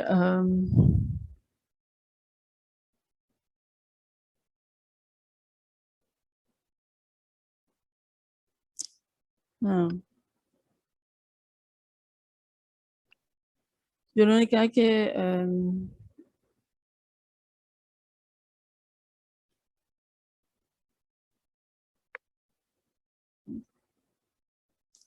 قال الم اقل لك انك لن تستطيع معي صبرا، کہ خضر علیہ السلام نے کہا کہ میں نے کہا تھا نا کہ تم میرے ساتھ صبر نہیں کر سکو گے، لیکن پھر کیا ہوا کہ انہوں نے کہا کہ نہیں. موسیٰ علیہ السلام نے کہا کہ اگر آپ مجھے ایک اور چانس دیں. اس سے پہلے بھی انہوں نے یہی کہا تھا آیت 73 میں بھی کہ میں جو ہوں وہ بھول گیا تھا، اور اب جو ہے آپ میرے اوپر زیادہ سختی نہ کریں، جسٹ بی لینین پلیز. تو اس میں آپ دیکھیں کہ کمپرومائزنگ نیچر ہونا چاہیے استاد کا. کمپرومائزنگ ایسے کہ مطلب اصولوں پہ کمپرومائز نہیں، بٹ یہ کہ ہاں تھوڑی لینینسی دینی چاہیے. ایسے نہیں کہ میں نے تو پہلے ہی کہہ دیا تھا، بس اب ایک دفعہ غلطی ہوئی تو بس ختم. نہیں، انہوں نے بار بار چانس دیا، ان کو 2 دفعہ تو چانس دیا نا کہ ٹھیک ہے اب ٹھیک ہے، اس طرح سے. تو بینیفٹ آف ڈاؤٹ دینا اسٹوڈنٹ کو، اور ایک لینینسی ہونا مطلب ٹو اے سرٹن ایکسٹینٹ بہت ضروری ہے استاد کے اندر. پھر یہ جو کہا کہ قال هذا فراق بینی و بینک، اور آگے کیا کہا تھا انبئک بتاویل ما لم تستطع علیہ صبرا، 78. مطلب یہ بھی کہہ سکتے تھے نا، یہاں بھی ختم ہو جاتا سفر کے بس ٹھیک ہے اب آپ اپنے راستے میں اپنے راستے، آپ سے صبر ہوا نہیں، غلطی آپ کی ہے، ٹھیک ہے، یہ کہہ کے بات ختم ہو جاتی. نہیں، بلکہ کیا تھا کہ pointing mistakes with correction as well. مطلب پھر ان کو بتایا بھی کہ بھئی آپ جو صبر نہیں کر سکے تو اس کی ایکچوئل آپ سے جو غلطی ہوئی تو اس کے پیچھے ریزننگ آپ دیکھیں کیا تھی، تاکہ جو in between fill in the blanks جو گیپس ہوتے ہیں نا وہ فل ہو جائیں. ورنہ آپ دیکھیں اگر وہ پتہ ہی نہیں چلتا کہ وہ جو کشتی جو ہے اس کو کیوں انہوں نے عیبدار کیا تھا یا وہ لڑکے کو مارا کیوں تھا، تو موسیٰ علیہ السلام کے ذہن میں تو ایک کوشچن مارک ہی رہ جاتا نا اگر یہ ایکسپلینیشن نہ دیتے. تو یہ استاد کا انداز نہیں ہوتا، بلکہ یہ ہوتا ہے کہ وہ فلی سیٹسفائی کرتا ہے اسٹوڈنٹ کو. تو اسی وجہ سے انہوں نے جو ہے حضرت خضر علیہ السلام نے آخر میں جو ایکسپلینیشن بتائی، ان کی کیوروسٹی کو سیٹسفائی کیا، ہے نا.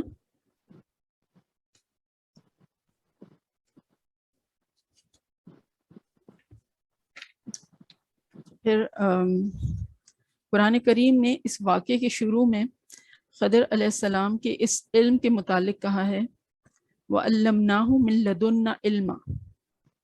لدنا علما، لدن کہتے ہیں پاس سے، نزدیک سے، یا فرام. لدنا یعنی ہمارے پاس سے، یا لدنی مینس میرے پاس سے، ٹھیک ہے. اور ہم نے اس کو اپنے پاس سے علم عطا کیا.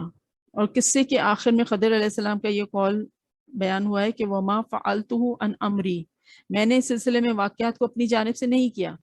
تو ان دونوں جملوں سے کیا معلوم ہوتا ہے کہ اللہ تعالیٰ نے خضر علیہ السلام کو بعض اشیاء کے حقائق کا وہ علم عطا فرمایا تھا جو کہ نا عالم امر اور باطنی حقائق سے متعلق ہے. اور یہ ایک ایسا مظاہرہ تھا جس سے اللہ تعالیٰ نے اہل حق پر یہ واضح کر دیا کہ اگر عالم امر کے تمام حقائق سے اسی طرح پردہ اٹھا دیا جائے جس طرح بعض حقائق کو خضر علیہ السلام کے لیے بے نقاب کر دیا گیا تھا، تو کیا ہوگا آپ سوچ سکتے ہیں. اگر جو بھی واقعہ پیش آتا ہے ہمارے سامنے اس کے بیہائنڈ جو اللہ کی مصلحت ہے وہ بھی فوراً ہمارے سامنے آ جائے تو پھر کیا ہو. Just think about it. پھر اس دنیا میں رہنے کا فائدہ ہی کیا، مطلب جو ایک آزمائش کا جو ایلیمنٹ ہے کہ اللہ تعالیٰ جو ہے اس نے ہمیں اس دنیا میں آزمائش کے تحت ایک ایگزامینیشن سینٹر ہے نا، پھر آزمائش ہوگی کس چیز کی اگر سب کچھ بتا دیا جائے. ابھی تو نہ بتا کے کہا جا رہا ہے نا کہ اللہ پہ بھروسہ رکھو کہ اللہ تمہارے حق میں سب بہتر کر رہا ہے. تم کو نہیں سمجھ آ رہا but yes it is better for you.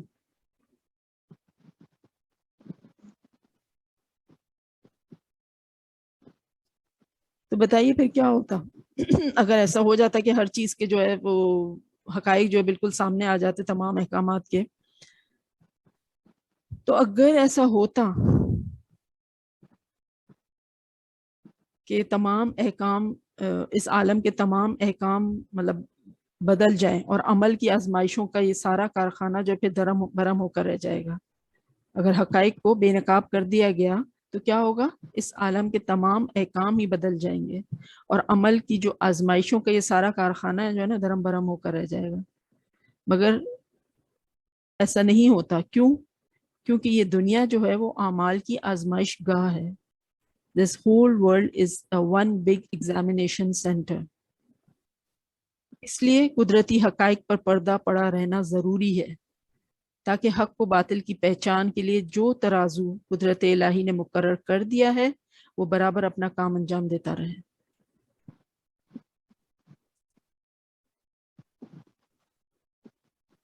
اللہ تعالیٰ یہی تو جج کر رہا ہے نا کہ اس نے ہمارے ہاتھ پاؤں کو ہمارے اختیار میں دیا ہوا ہے نا، ہمارے حواسوں کو، کہ اما شاکرن و اما کفورا. اب تم شکر گزار بنتے ہو یا ناشکرا، دیکھتا ہوں میں. تو سورہ کہف کی ان آیات کے مطالعے سے یہ بخوبی اندازہ ہو جاتا ہے کہ حضرت موسیٰ علیہ السلام چونکہ اولو العزم پیغمبر اور جلیل المرتبت رسول تھے اور شریعت کے علوم اور احکام کی تبلیغ ان کا منصب تھا، اس لیے وہ ان عالم امر کے مظاہرے کو برداشت نہ کر سکے. جو ان سین ورلڈ کا جو ایک جھلک اللہ تعالیٰ نے دکھائی تھی نا حضرت خضر علیہ السلام کے ذریعے سے، یہ ان سین ورلڈ ہے نا، ہم کو نہیں پتا کہ وہاں پہ کیا فیصلے ہو رہے ہیں، کیا ایکچوئل حقیقت ہے اس چیز کی جو مجھے سامنے نظر آ رہی ہے. تو موسیٰ علیہ السلام جو ہے اس ان سین ورلڈ کے مظاہرے کو برداشت نہ کر سکے، اور باوجود وعدہ صبر کے شریعت کی جو منکرات تھیں ان کو دیکھ کر ضبط نہ کر سکے، جو شریعت کے اگینسٹ چیزیں جا رہی تھیں اس پر وہ صبر نہیں کر سکے، اور حضرت خضر کو امر بالمعروف اور نہی عن المنکر کا مخاطب بناتے رہے، اور آخر کار یہ ہوا کہ جدائی کی نوبت آ گئی. تو بخاری کی جو حدیث ہم نے ذکر کی تھی نا، جو جس میں حضور صلی اللہ علیہ وسلم نے اس واقعے کے بارے میں بتایا ہے، تو اس میں یہ بھی بتایا ہے کہ اس عبد صالح، مطلب قرآن تو ہمیں یہ کہتا ہے کہ ایک بندہ ہمارے بندوں میں سے، اس طرح کر کے اللہ تعالیٰ نے مخاطب کیا ہے حضرت خضر کو، لیکن حدیث میں پتہ چلا ہمیں کہ اس عبد صالح کو خضر کہتے ہیں. تو کچھ سوالات ذہنوں میں آتے ہیں خضر علیہ السلام سے ریلیٹڈ کہ خضر نام ہے یا لقب، خضر فقط عبد صالح یعنی ولی ہے یا نبی یا رسول، اور یہ تیسری بات یہ کہ ان کو حیات ابدی حاصل ہے یا وفات پا چکے ہیں. مطلب ایسا ایک کانسیپٹ بھی ہے نا کچھ لوگوں کا کہ ہم کہتے ہیں عمر خضر، خضر علیہ السلام کی عمر ملے، یعنی کہ وہ ابھی تک ہیں، ان کو موت نہیں آئی ہے. ایسا بھی ایک بلیف ملتا ہے نا لوگوں میں. تو اس کی ایکچوئل حقیقت کیا ہے وہ دیکھتے ہیں ہم. اسکالرس کے یہاں ان تینوں سوالات کے جوابات میں بہت سے اقوال جو ہیں وہ بیان کیے گئے. پہلے سوال کے جواب میں بعض کہتے ہیں کہ خضر نام ہے، اور اکثر کہتے ہیں کہ نہیں یہ ان کا لقب ہے، اکثریت یہ کہتی ہے. پھر جو دوسرا سوال ہے کہ وہ ولی ہیں یا نبی ہیں یا رسول ہیں، کیا ہیں، تو اس کے جواب میں بعض کا قول ہے کہ وہ فقط عبد صالح تھے، اور بعض کہتے ہیں کہ رسول تھے. کچھ کا خیال یہ بھی ہے کہ وہ فرشتے ہیں، لیکن جمہور کا قول یہ ہے کہ نہ وہ رسول تھے اور نہ فقط عبد صالح، مطلب عبد صالح مینس نیک بندے نہیں تھے، بلکہ نیک بندے سے بڑھ کر وہ نبی تھے. اور تیسرے سوال کے جواب میں کہ وہ حیات ابدی حاصل ہے ان کو یا وہ وفات پا چکے ہیں، تو اس میں بعض علماء کا خیال ہے کہ ان کو حیات ابدی حاصل ہے اور وہ اب تک زندہ ہیں، اور اس سلسلے میں وہ کچھ حقائق اور روایات بھی بیان کرتے ہیں. جبکہ اسکالرس کی اکثریت جو کہ محققین ہیں، محققین یعنی کہ جو ریسرچ بیسڈ بات کرتے ہیں، وہ فرماتے ہیں کہ ان کے لیے حیات ابدی کا ثبوت نہ قرآن سے ثابت ہے اور نہ احادیث سے، لہٰذا وہ بھی انسانی دنیا کی طرح اپنی طبعی موت سے وفات پا چکے ہیں حضرت خضر علیہ السلام. اب یہ تو میں نے آپ کو اسکالرس کی بات بتائی نا، بٹ ہمارے لیے قول فیصل کیا ہوتا ہے؟ قول فیصل یعنی کہ جو فائنل ورڈ، دا الٹیمیٹ ڈسیشن کون کرے گا؟ قرآن اینڈ سننا. ٹھیک ہے، یہی ہمارے پاس دو بیسک گائیڈ لائنز ہیں. تو ہم دیکھتے ہیں کہ قرآن اور سنت کا پوائنٹ آف ویو کیا ہے ان سوالات کے بارے میں. تو پہلی بات کے متعلق قرآن کریم میں کوئی تذکرہ نہیں ہے، نہ حضرت خضر کا نام ذکر کیا گیا ہے نہ لقب، بلکہ کیا کہا ہے ان کو؟ عبدم من عبادنا، بندہ ہمارے بندوں میں سے، یہ کہہ کر ان کا واقعہ نقل کیا گیا ہے. البتہ بخاری اور مسلم کی صحیح احادیث میں خضر کہہ کر ان کا ذکر کیا گیا ہے. بس اگر تاریخی روایات سے ہم ان کے نام اور لقب کا پتہ لگا سکتے تو بآسانی یہ کہہ سکتے کہ فلاں نام ہے اور فلاں لقب ہے، مگر اس بارے میں تاریخی اقوال اس درجے مسترب ہیں، یعنی کہ اس درجے بے چین کرنے والے ہیں کہ ان سے کسی نتیجے پر پہنچنا ناممکن ہے. لہذا ہمارے سامنے ان کی شخصیت کا تعارف صرف اسی قدر ہوتا ہے کہ ان کو خضر کہا جاتا ہے، اور یہ کہ وہ حضرت موسیٰ علیہ السلام کے ہم اثر تھے. ہم اثر یعنی انہی کے دور میں تھے، انہی کے کنٹمپریریز میں شامل تھے. اس سے زیادہ ان کے نام یا لقب یا نسب کی تمام بحثیں جو ہیں وہ پھر بے دلیل ہیں. ٹھیک ہے. دوسری بات کے متعلق جو راجح قول یہ ہے کہ وہ نبی تھے، خضر علیہ السلام نبی تھے. اس لیے قرآن کریم نے جس انداز میں ان کے شرف کا ذکر کیا ہے وہ مقام نبوت ہی پر صادق آتا ہے، اور مقام ولایت یعنی کہ ولی ہونا اس سے بہت کم تر ہے.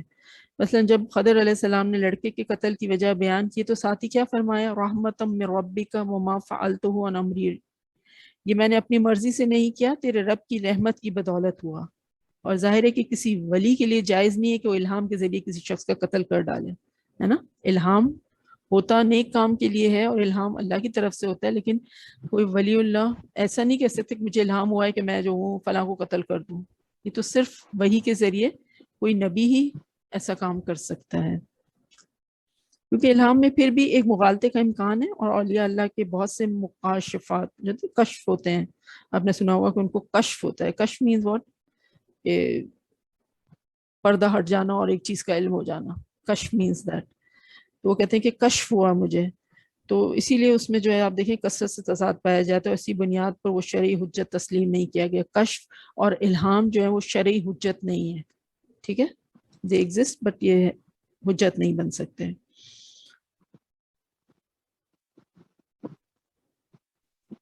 تو جیسے ہم نے کہا کہ یہ علم لدنی کی بات کی تھی، تو ایک پرٹیکولر اصطلاح ایسی رائج ہو گئی ہے کہ لوگ کہتے ہیں جو یہ جھوٹے پیر اور یہ بابے ہوتے ہیں وہ ایسا ڈسکلوز کرتے ہیں کہ میرے پاس جو علم لدنی ہے، وہ علم لدنی ایک خاص ٹرمنالوجی کو کہتے ہیں کہ اللہ کا ایک خاص علم کہ جس سے ان کو جو ہے یہ پتہ چل جاتا ہے کہ اب انہوں نے کیا کرنا ہے. نعوذ باللہ. وہ اس طرح سے آپ نے سنا ہوگا نا کہ وہ بچے کو جو ہے وہ صندوق میں ڈال کے جو ہے وہ ڈال دیا سمندر میں یا زمین میں زندہ دفن کر دیا، کیونکہ وہ فلاں پیر نے کہا تھا، فلاں بابے نے کہا تھا کہ اس کے پاس جو ہے علم لدنی ہے. اب علم لدنی یہ میں نے آپ کو جیسے بتایا نا، لدن کا مطلب ہوتا ہے پاس یا قریب یا فرام، اور لدنی میرے پاس سے. اللہ تعالیٰ نے کہا کہ میرے پاس سے میں نے یہ علم دیا ہے. ٹھیک ہے. تو یہ ہر کسی کو یہ علم نہیں ملتا، کوئی خاص جیسے حضرت خضر علیہ السلام کو یہ علم دیا گیا تھا، بٹ اور کوئی اب تو نبوت کا سلسلہ تو ہے نہیں، تو کوئی اور ایسا کلیم کر نہیں سکتا کہ میرے پاس یہ خاص علم موجود ہے. ٹھیک ہے. تو اگر کوئی کرتا ہے تو دیٹ مینس کہ وہ جھوٹ بول رہا ہے، من گھڑت باتیں کر رہا ہے. ٹھیک ہے. اس طرح کا علم اب ایگزسٹ نہیں کرتا کسی کے پاس.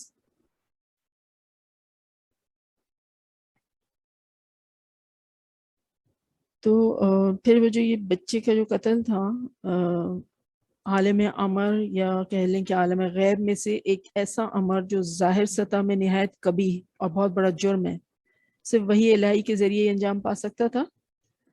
تو اس آیت کے علاوہ حضرت موسیٰ اور حضرت خضر علیہ السلام کے درمیان گفتگو کے واقعے کو جس انداز میں بیان کیا گیا ہے وہ بھی اسی کی تائید کرتا ہے کہ حضرت خضر علیہ السلام جو تھے وہ نبی تھے. تبھی تو حضرت موسیٰ علیہ السلام جیسے اولو العزم پیغمبر حضرت خضر کی مائیت میں اور ان کے علم، ان کو جو مشیت الہی کا علم دیا گیا تھا اس کے مشاہدے کے لیے اصرار کرتے، اور تبھی حضرت خضر جرات کے ساتھ اپنے علم اور حضرت موسیٰ کے درمیان موازنہ کرتے نظر آتے ہیں ہمیں، ہے نا. کیونکہ وہ رسول تھے، یہ نبی تھے، اور ان دونوں کو اللہ تعالیٰ نے اپنے طرف سے جو ہے ایک ان کو شریعت کا علم دیا ہوا تھا موسیٰ علیہ السلام کو، اور ان کے پاس جو ہے وہ یہ عالم امر کا ہی علم تھا.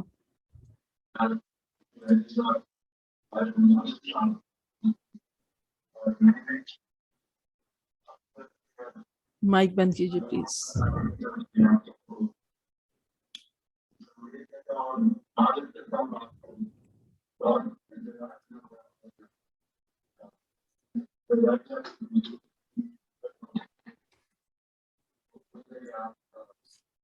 ابھی ہم علم حاصل کرنے کے آداب پہ بات کر رہے تھے.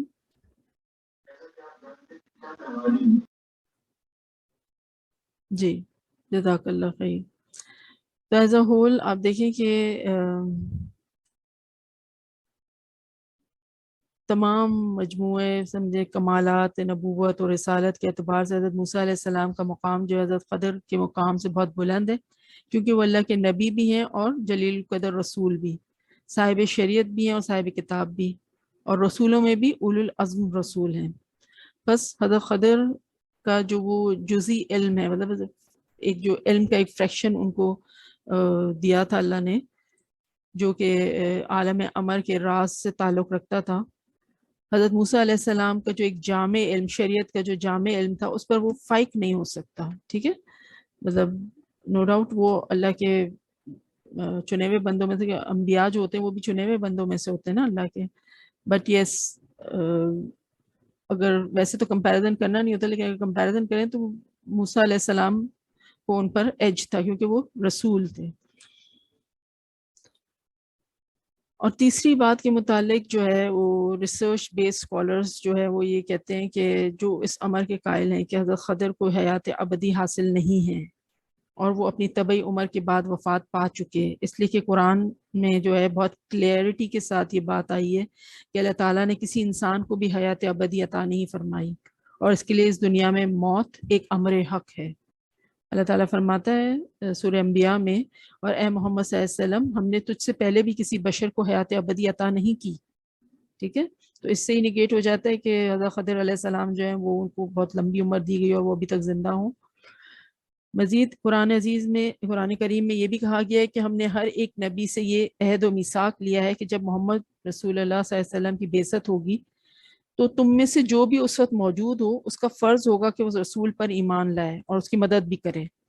چنانچہ تمام انبیاء اور رسول نے اس کا اقرار کیا، اور ان کے اور اللہ تعالیٰ کے درمیان شہادت و میثاق کے محکم مضبوط ہوا، ٹھیک ہے، یہ تمام رسولوں سے اللہ تعالیٰ نے ایک وعدہ لیا ہوا ہے، اور جس کا کہ ذکر سورہ آل عمران میں موجود ہے کہ اللہ تعالیٰ فرماتا ہے، اور جب اللہ نے نبیوں سے میثاق اور عہد لیا کہ میں نے جو کچھ تم کو کتابیں اور علم دیا ہے، پھر آئے تمہارے پاس رسول محمد صلی اللہ علیہ وسلم کہ سچا بتائے تمہارے پاس والی کتاب کو، تو اس رسول پر ایمان لاؤ گے اور اس کی مدد کرو گے۔ فرمایا کیا تم نے اقرار کیا اور اس شرط پر میرا عہد قبول کیا؟ بولے ہم نے اقرار کیا۔ فرمایا تو اب گواہ رہو اور میں بھی تمہارے ساتھ گواہ ہوں۔ تو بس اگر حضرت خضر زندہ ہوتے تو ان کا فرض تھا کہ وہ علیہ اعلان آپ صلی اللہ علیہ وسلم کی خدمت میں حاضر ہوتے اور ایمان لاتے آپ پر، اور تمام غزوات میں آپ کی مدد کرتے، ہے نا، مگر کسی صحیح روایت سے ان باتوں میں سے کسی ایک بات کا بھی ثبوت نہیں ملتا۔ حالانکہ غزوہ بدر، حنین، ان میں تو جبرائیل امین اور ملائکہ کی اعانت اور امداد تک کی ڈیٹیلز موجود ہے نا، کہ فرشتے آئے تھے اور ہیلپ کی تھی انہوں نے، لیکن حضرت خضر کے بارے میں ایسی کوئی معلومات نہیں ہے۔ تو قرآن کریم کی آیات کے علاوہ بخاری و مسلم کی جو ایک روایت ہے جو بھی میں آپ کو بتاتی ہوں، وہ بھی اس عقیدے کی تردید کرتی ہے کہ خضر علیہ السلام ابھی تک زندہ ہیں۔ اور وہ حدیث کیا ہے؟ حضرت عبداللہ بن عمر رضی اللہ تعالیٰ عنہ فرماتے ہیں کہ ایک شب نبی اکرم صلی اللہ علیہ وسلم عشاء کی نماز سے فارغ ہوئے تو فرمایا کہ اس رات کو تم نے دیکھا؟ یہ واضح رہے کہ آج جو شخص بھی بقید حیات ہے، ایک صدی گزرنے پر ان میں سے ایک بھی زمین پر زندہ باقی نہیں رہے گا، ٹھیک ہے، آپ سے نے یہ کہا تھا کہ آج جو ہیں وہ 100 سال بعد کوئی زندہ نہیں رہے گا۔ تو خضر علیہ السلام اول تو تھے نہیں اس وقت، اگر ہوتے بھی تو اب تک پھر ویسے بھی نہیں ہیں وہ۔ تو اس صحیح حدیث کی پیشن گوئی کے مطابق بھی حضرت خضر علیہ السلام کی حیات ابدی کے لیے کوئی گنجائش نہیں نکلتی، اور نہ ان کا استثناء کسی روایت سے ثابت ہے کہ وہ کوئی ایکسیپشنل کیس تھے، ایسا بھی نہیں ہے، ٹھیک ہے۔ حالانکہ صحیح بخاری اور صحیح مسلم کے علاوہ اور جگہوں پر بھی یہ حدیث جو ہے ہمیں ملتی ہے۔ اسی لیے جو مشہور محدث ہیں حافظ ابن قیم، انہوں نے یہ دعویٰ کیا ہے کہ نبی اکرم صلی اللہ علیہ وسلم اور صحابہ رضی اللہ عنہم سے ایک بھی صحیح روایت ایسی منقول نہیں ہے جس سے حضرت خضر علیہ السلام کے زندہ ہونے کا ثبوت ملتا ہو، بلکہ اس کے برعکس قرآنی آیات اور صحیح روایت ان کی موت کی تائید کرتی ہیں۔ تو ایک لمبی لسٹ ہے اسکالرز کی، جس میں کہ شیخ الاسلام ابن تیمیہ، ابن قیم، ابن کثیر، امام بخاری اور کافی سارے اور نام ہیں وہ آتے ہیں جو کہ ان کی موت ہی کے قائل ہیں کہ حضرت خضر علیہ السلام کی موت واقع ہو چکی ہے۔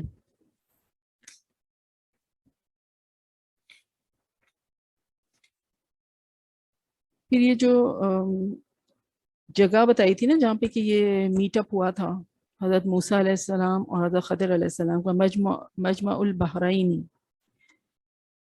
تو مجمع البحرین جو جگہ بتائی جاتی ہے جہاں پہ کہ یہ میٹ اپ ہوا تھا، حضرت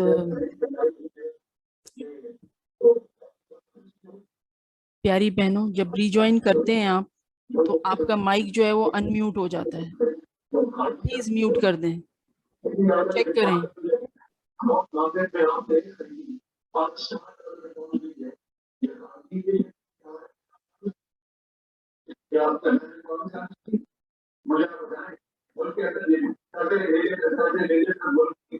نازنین آپ کا مائک ڈسٹرب کر رہا ہے. نازنین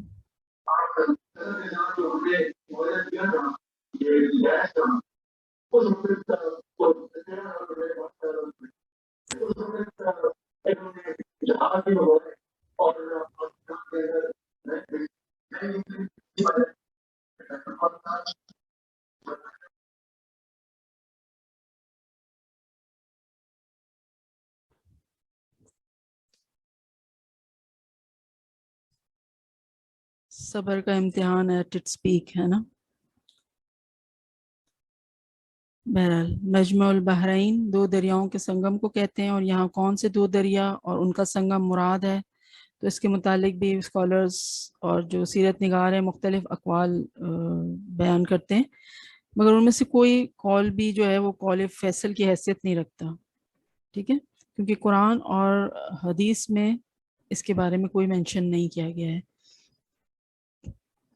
البتہ جو زیادہ سمجھ میں آنے والی بات لگتی ہے وہ ہے کہ جو کہتے ہیں کہ بحر روم اور بحر قلزم یعنی میڈیٹرینین سی اور ریڈ سی جہاں پہ جوائن ہوتے ہیں وہ جگہ تھی جہاں پر کہ یہ حضرت موسیٰ علیہ السلام اور حضرت خضر علیہ السلام کی ملاقات ہوئی تھی. یا 3 رائے دیتے ہیں، وہ میں جب آپ گروپ پہ وہ پکچر شیئر کروں گی تو آپ وہ میپ دیکھ لیجئے گا. لیکن فرسٹ تو یہی ہے کہ شاید یہ والی جگہ تھی، یا پھر وہ جو ہے خرطوم کا جو علاقہ ہے سوڈان کے، جہاں پہ کہ وہ ریور نائل، وہ کہتے ہیں کہ وائٹ نائل اور بلو نائل، جہاں پہ کہ دریائے نیل کا پانی سفید ہے ایک، اور ایک جگہ سے جو ہے وہ بلو ہے، یہ دونوں وائٹ اینڈ بلو نائل جہاں ملتے ہیں اس جگہ پہ جو ہے وہ میٹ اپ ہوا تھا. باقی واللہ عالم. اچھا، اب یہ جو ہم نے واقعہ سنا ابھی حضرت موسیٰ علیہ السلام اور حضرت خضر علیہ السلام کا، اس میں ایک لفظ جو ہے وہ بار بار ہمارے کانوں سے گزرا ہے، اور وہ ہے کیا؟ صبر. میں کہا کہ تم صبر نہیں کر سکو گے، پھر کہا کہ تم صبر کر نہیں سکے، ہے نا. تو صبر لفظ ہمارے لیے تو بہت ہی جانا پہچانا لفظ ہے، اور کتنے ہی مواقعوں پر ہمارا اس سے واسطہ بھی پڑتا رہتا ہے صبر سے. تھوڑا سا اس کو اور دیکھتے ہیں ہم اس کے بارے میں کہ صبر ہے کیا، اور اس کی اہمیت ہماری زندگیوں میں کیا ہے، اور اس کی اہمیت ہماری زندگیوں میں ہونی بھی کیا چاہیے. ٹھیک ہے، تو ایمان کے 2 حصے ہیں. اگر آپ اس طرح سے کہہ لیں کہ ایمان کو اگر براڈلی 2 چیزوں میں کلاسیفائی کریں، 2 حصوں میں تقسیم کریں، تو ایک حصہ ہے صبر اور ایک حصہ ہے شکر. اور اب تک بارہا یہ بات ہم آپ سے کر چکے ہیں کہ صبر اور شکر یہ دونوں مومن کی زندگی کے سمجھیں کہ ایک نمایاں پہلو ہیں، یا یہ 2 بڑے امتحان ہیں جس سے کہ مومن کو جو ہے نبرد آزما ہونا ہوتا ہے ہر دن، ہر وقت، ہر پل. they both صبر and شکر they both go hand in hand with each other. یعنی ایک مخصوص وقت میں مومن کو صبر بھی کرنا پڑتا ہے اور شکر بھی کرنا پڑتا ہے. ایسا نہیں ہے کہ ایک وقت صبر ایک وقت، ہاں یہ ہوتا ہے کہ ایک فیلنگ جو ہے دوسرے پر حاوی ہوتی ہے، کبھی صبر کا غلبہ زیادہ ہوتا ہے اور کبھی شکر کا غلبہ زیادہ ہوتا ہے. That is it. But they both have to be enacted simultaneously. ابھی کی بات کر لیں، چلیں ابھی جو ہم یہ ایک سیکھنے سکھانے کے سلسلے میں جڑے ہوئے ہیں ایک دوسرے سے. تو ابھی ہم صبر سے گزر رہے ہیں یا شکر کے پہلو سے گزر رہے ہیں؟ both at the very same time. کہ اگر میں اپنا کہوں کہ یس صبر بھی کرنا ہے اور شکر بھی کرنا ہے، اور اگر آپ کے پوائنٹ آف ویو سے دیکھوں کہ آپ کو بھی صبر کرنا ہے اور شکر بھی کرنا ہے نا، بالکل سامنے سامنے کی بات ہے.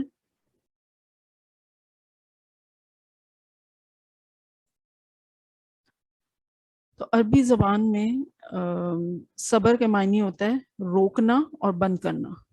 لغوی معنی جو ڈکشنری والے میننگ ہوتے ہیں، روکنا اور بند کرنا، یعنی اپنے آپ کو گھبراہٹ اور ناگواری سے روکنا، زبان پر حرف شکایت نہ لانا، اور باقی اعضائے جسم کو الجھن اور پریشانی میں مبتلا ہونے سے بچانا. ٹھیک ہے، یہ ہے صبر ڈیٹیلڈ میننگ. مطلب صبر سے مراد ہے برداشت کرنا، زبان پر حرف شکایت نہ لانا، اور گھبراہٹ، بے چینی اور مایوسی کا اظہار نہ کرنا. ہمیں یہ بات معلوم ہونی چاہیے کہ صبر جو ہے وہ سب سے بڑی خیر ہے، اور اس سے بہتر کوئی خیر نہیں. جیسا کہ حدیث میں بیان ہوا ہے نا کہ انصار کے کچھ لوگوں نے رسول اللہ صلی اللہ علیہ وسلم سے مال طلب کیا، جو آپ صلی اللہ علیہ وسلم نے انہیں عطا کر دیا. انہوں نے پھر مانگا تو آپ نے پھر عطا کر دیا، یہاں تک کہ جب آپ کے پاس مال ختم ہو گیا تو آپ نے فرمایا میرے پاس جو خیر بھی ہوگی اسے میں تم سے بچا کر ذخیرہ نہیں کروں گا، اور جو شخص سوال کرنے سے بچے گا اسے اللہ تعالیٰ بچائے گا، اور کسی شخص کو صبر سے زیادہ بہتر اور اس سے زیادہ وسیع عطیہ نہیں دیا گیا. تو صبر اپنے آپ کو کنٹرول میں رکھنا، اپنے آپ کو روک کے رکھنا.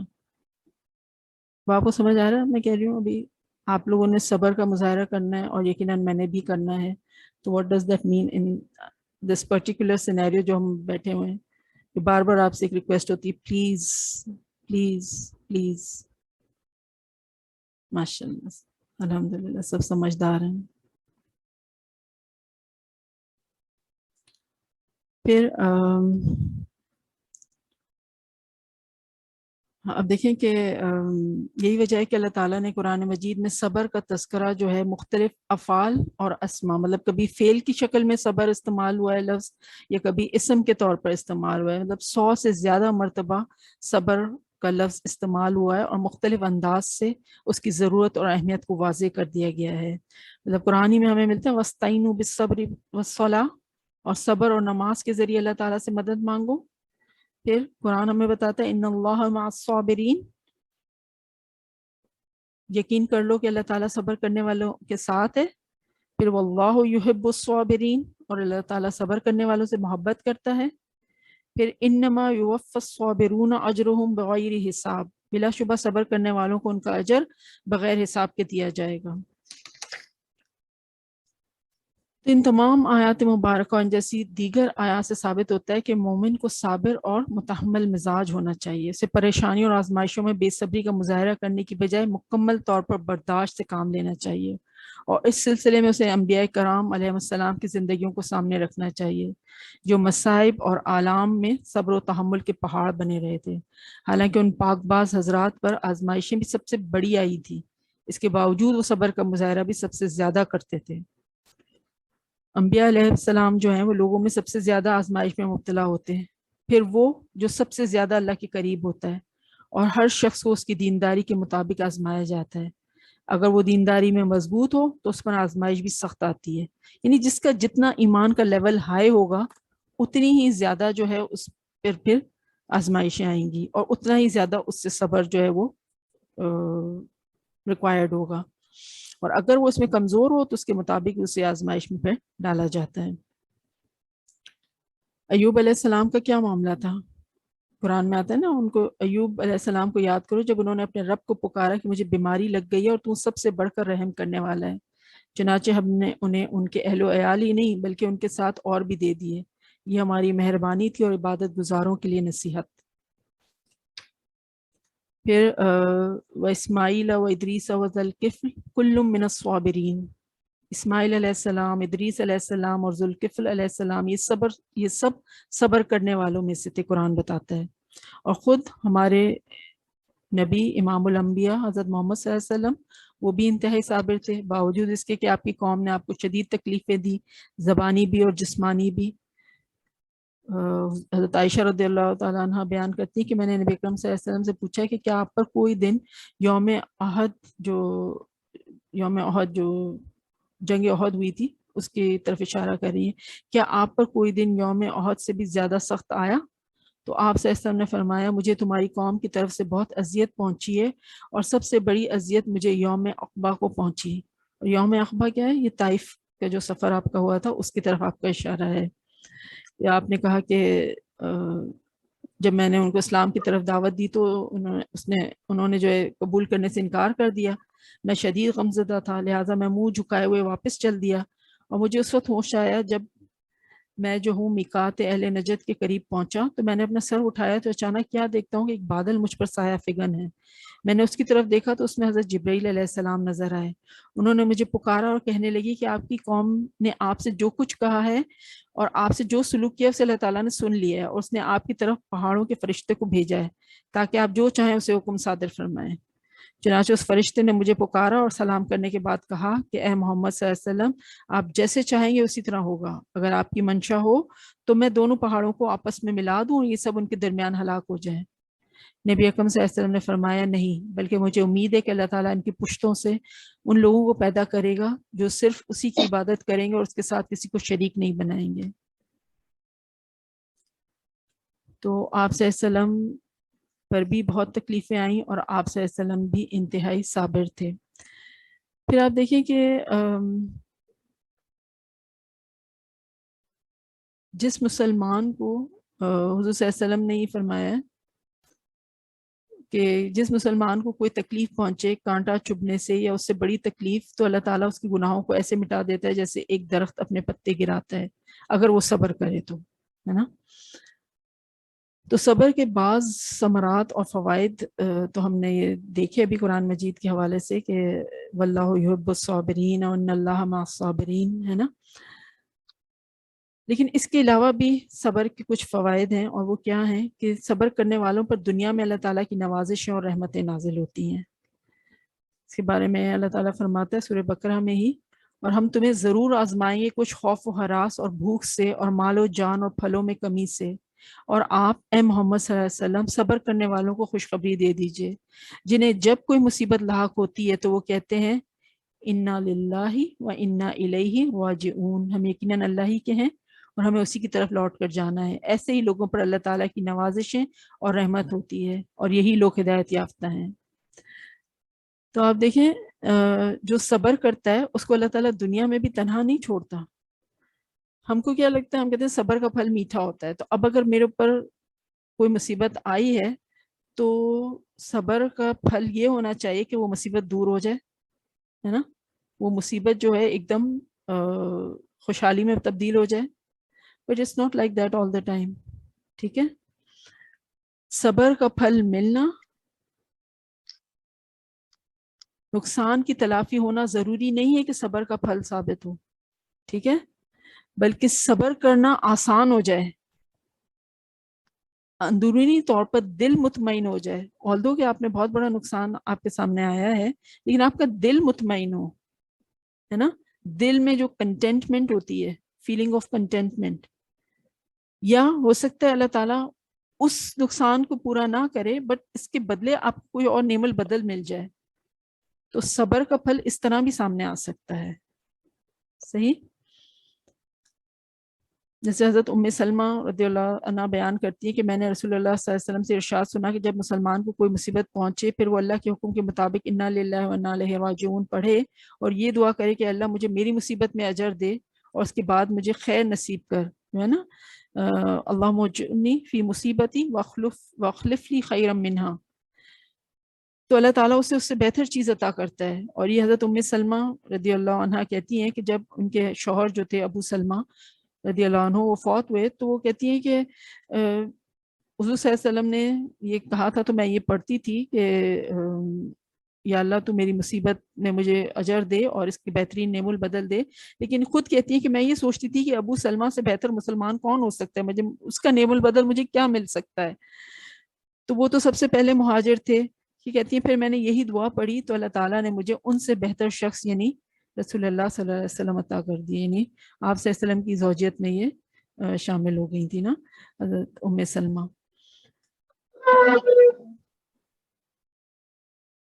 تو قرآن ہی ہم کو بتاتا ہے کہ صبر کرنے والے لوگ ہی دنیا میں اللہ تعالیٰ کی نوازشوں کو مستحق ہوتے ہیں، اور انہیں لوگوں کو اللہ تعالیٰ مصیبتوں کا بہترین بدلہ عطا کرتا ہے، ٹھیک ہے۔ تو یہ تو دنیا میں، اور آخرت میں کیا ہوگا پھر صبر کرنے والوں کے ساتھ؟ ہاں، کہ ان کو بہترین بدلہ ملے گا، کس شکل میں؟ اور ہم صبر کرنے والوں کو ان کا بدلہ ان کے اعمال سے کہیں زیادہ اچھا عطا کریں گے۔ مطلب صبر اور روزہ دو عبادات ہیں۔ صبر عبادت ہے، بالکل ہے۔ جب آپ اللہ کے کہنے کے مطابق کر رہی ہیں تو پھر ہر وہ کام جو اللہ کے کہنے کے مطابق کیا جائے وہ عبادت ہے۔ اللہ کے رسول صلی اللہ علیہ وسلم کی سنت کے مطابق کیا جائے وہ عبادت ہے،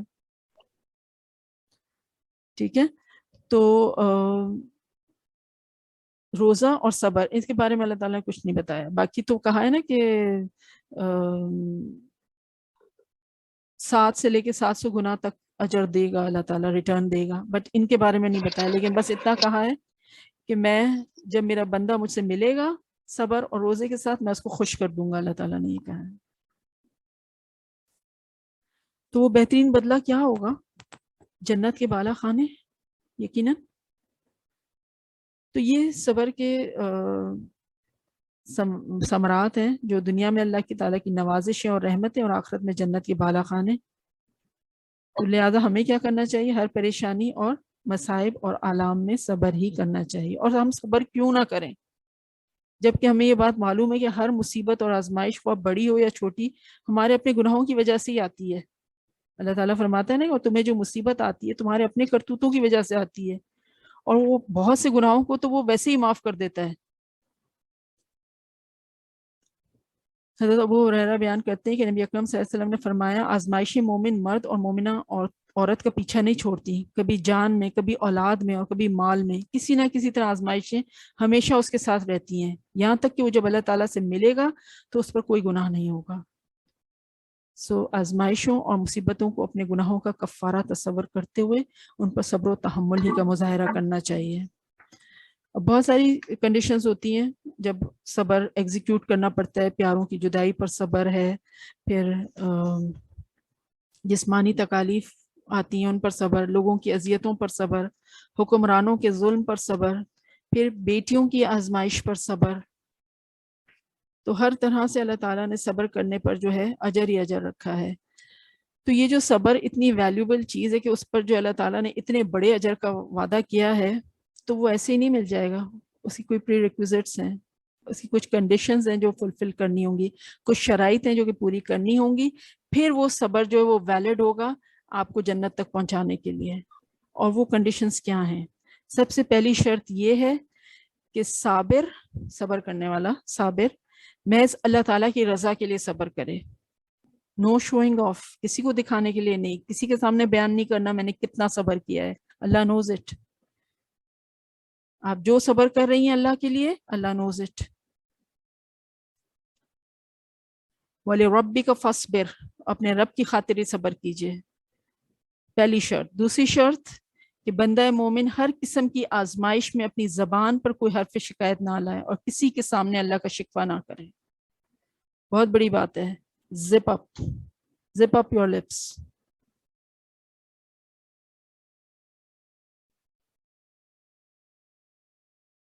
تیسری شرط وہ یہ ہے کہ بندہ مومن ابتدائے آزمائش سے ہی صبر کرے، جب مصیبت پڑے اس وقت صبر کرے۔ یہ نہیں کہ ہائے واویلا مچا لیا، اس کو سنایا اس کو سنایا، اللہ کے آگے شکوہ شکایت کری، لوگوں کو کہا کہ اللہ تو میرے پیچھے پڑ گیا ہے نعوذ باللہ، اور پھر کہا کہ اب میں صبر کر رہی ہوں۔ یہ صبر نہیں ہے۔ صبر تو ہے جب اول وقت میں مصیبت پڑے اس وقت انسان کا انا للہ و انا الیہ راجعون، اینڈ بس چپ۔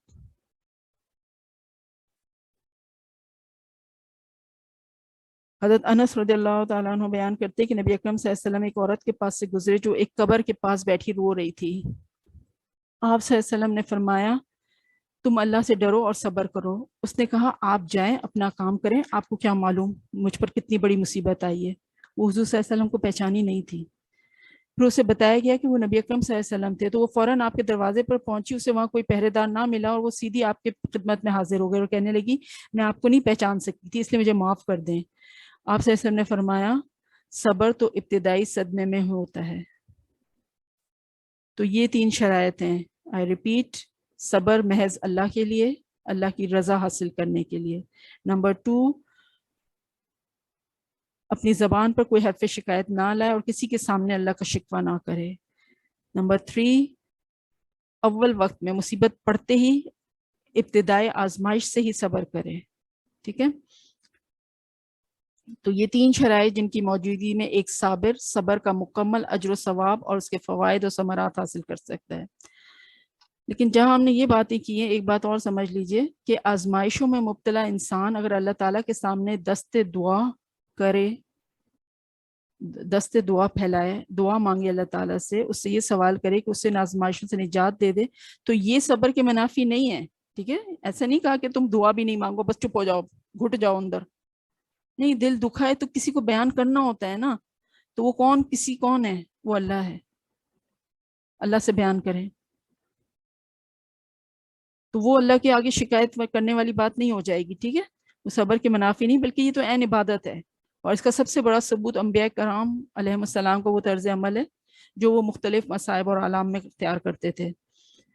آپ دیکھیں جب یعقوب علیہ السلام کو، جب یوسف علیہ السلام اپنے بیٹے جو تھے، انہوں نے یوسف علیہ السلام کو جو ہے بھیڑیے کے کھا لیا والا واقعہ بتایا تھا، اور جھوٹ موٹ کا خون لگا کے وہ قمیض لے آئے تھے یعقوب علیہ السلام کے پاس، تو انہوں نے کیا کہا تھا؟ فصبر جمیل، خوبصورت صبر۔ خوبصورت صبر ہے ہی وہ جو اللہ کی رضا کی خاطر کیا جائے، جس میں حرف شکایت نہ آئے، اور جو ابتدائی مصیبت میں کیا جائے۔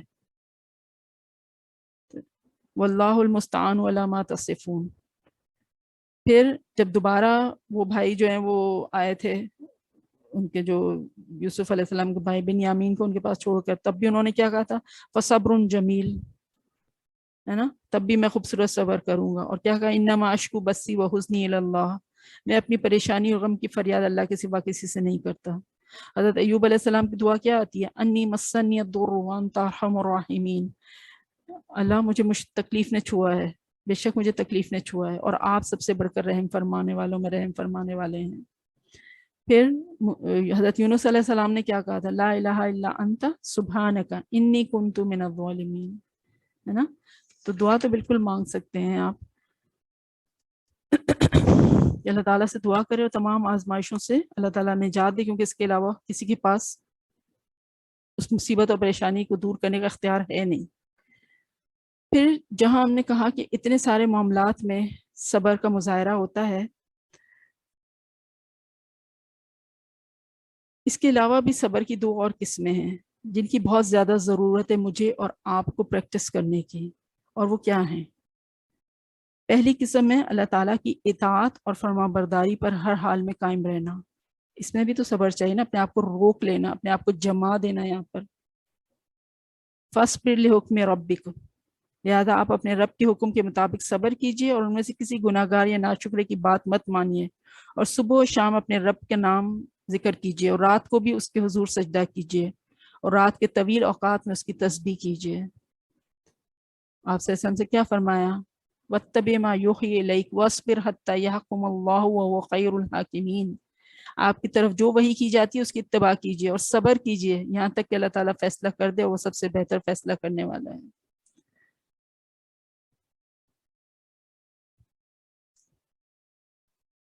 پھر کیا فرمایا؟ وَأْمُرْ أَهْلَكَ بِالصَّلَاةِ وَاصْطَبِرْ عَلَيْهَا، اور اپنے گھر والوں کو نماز کا حکم دیجئے اور خود بھی اس پر جمے رہیے۔ تو اللہ تعالیٰ کی اطاعت اور فرما برداری پر ہر حال میں قائم رہنا، یہ بھی صبر کی ایک مثال ہے۔ پھر دوسری قسم کیا ہے؟ اللہ تعالیٰ کی نافرمانی سے اجتناب کرنے پر ڈٹے رہنا، یعنی اللہ تعالیٰ کی نافرمانی سے بچنا، اس پر اپنے آپ کو روک کر رکھنا، یہ بھی صبر ہے۔ صبر ہم نے کہا نا روک لینے کو کہتے ہیں، تو اپنے آپ کو روک لینا اللہ کی نافرمانی کرنے سے۔ امام ابن القیم رحمۃ اللہ علیہ کہتے ہیں کہ صبر کی 3 قسمیں ہیں۔ اوامر الہی پر ہمیشہ عمل کرتے رہنا، اوامر، امر کی جمع اوامر، یہ جو ڈوز ہیں، یہ کرو، تو اوامر الہی پر ہمیشہ عمل کرتے رہنا، یہ ہے ایک صبر کی قسم۔ دوسری، اللہ نے جو کہا ہے نا اس کی نواہی سے ہمیشہ پرہیز کرنا۔ نواہی مینس امر بالمعروف اور نہی عن المنکر، نہی کا جمع ہوگی نواہی، جن سے اللہ نے منع کیا، جو ڈونٹس ہیں، ڈو ناٹ ڈو دس، ان سے پرہیز کرنا، وہ بھی صبر کی قسم ہے۔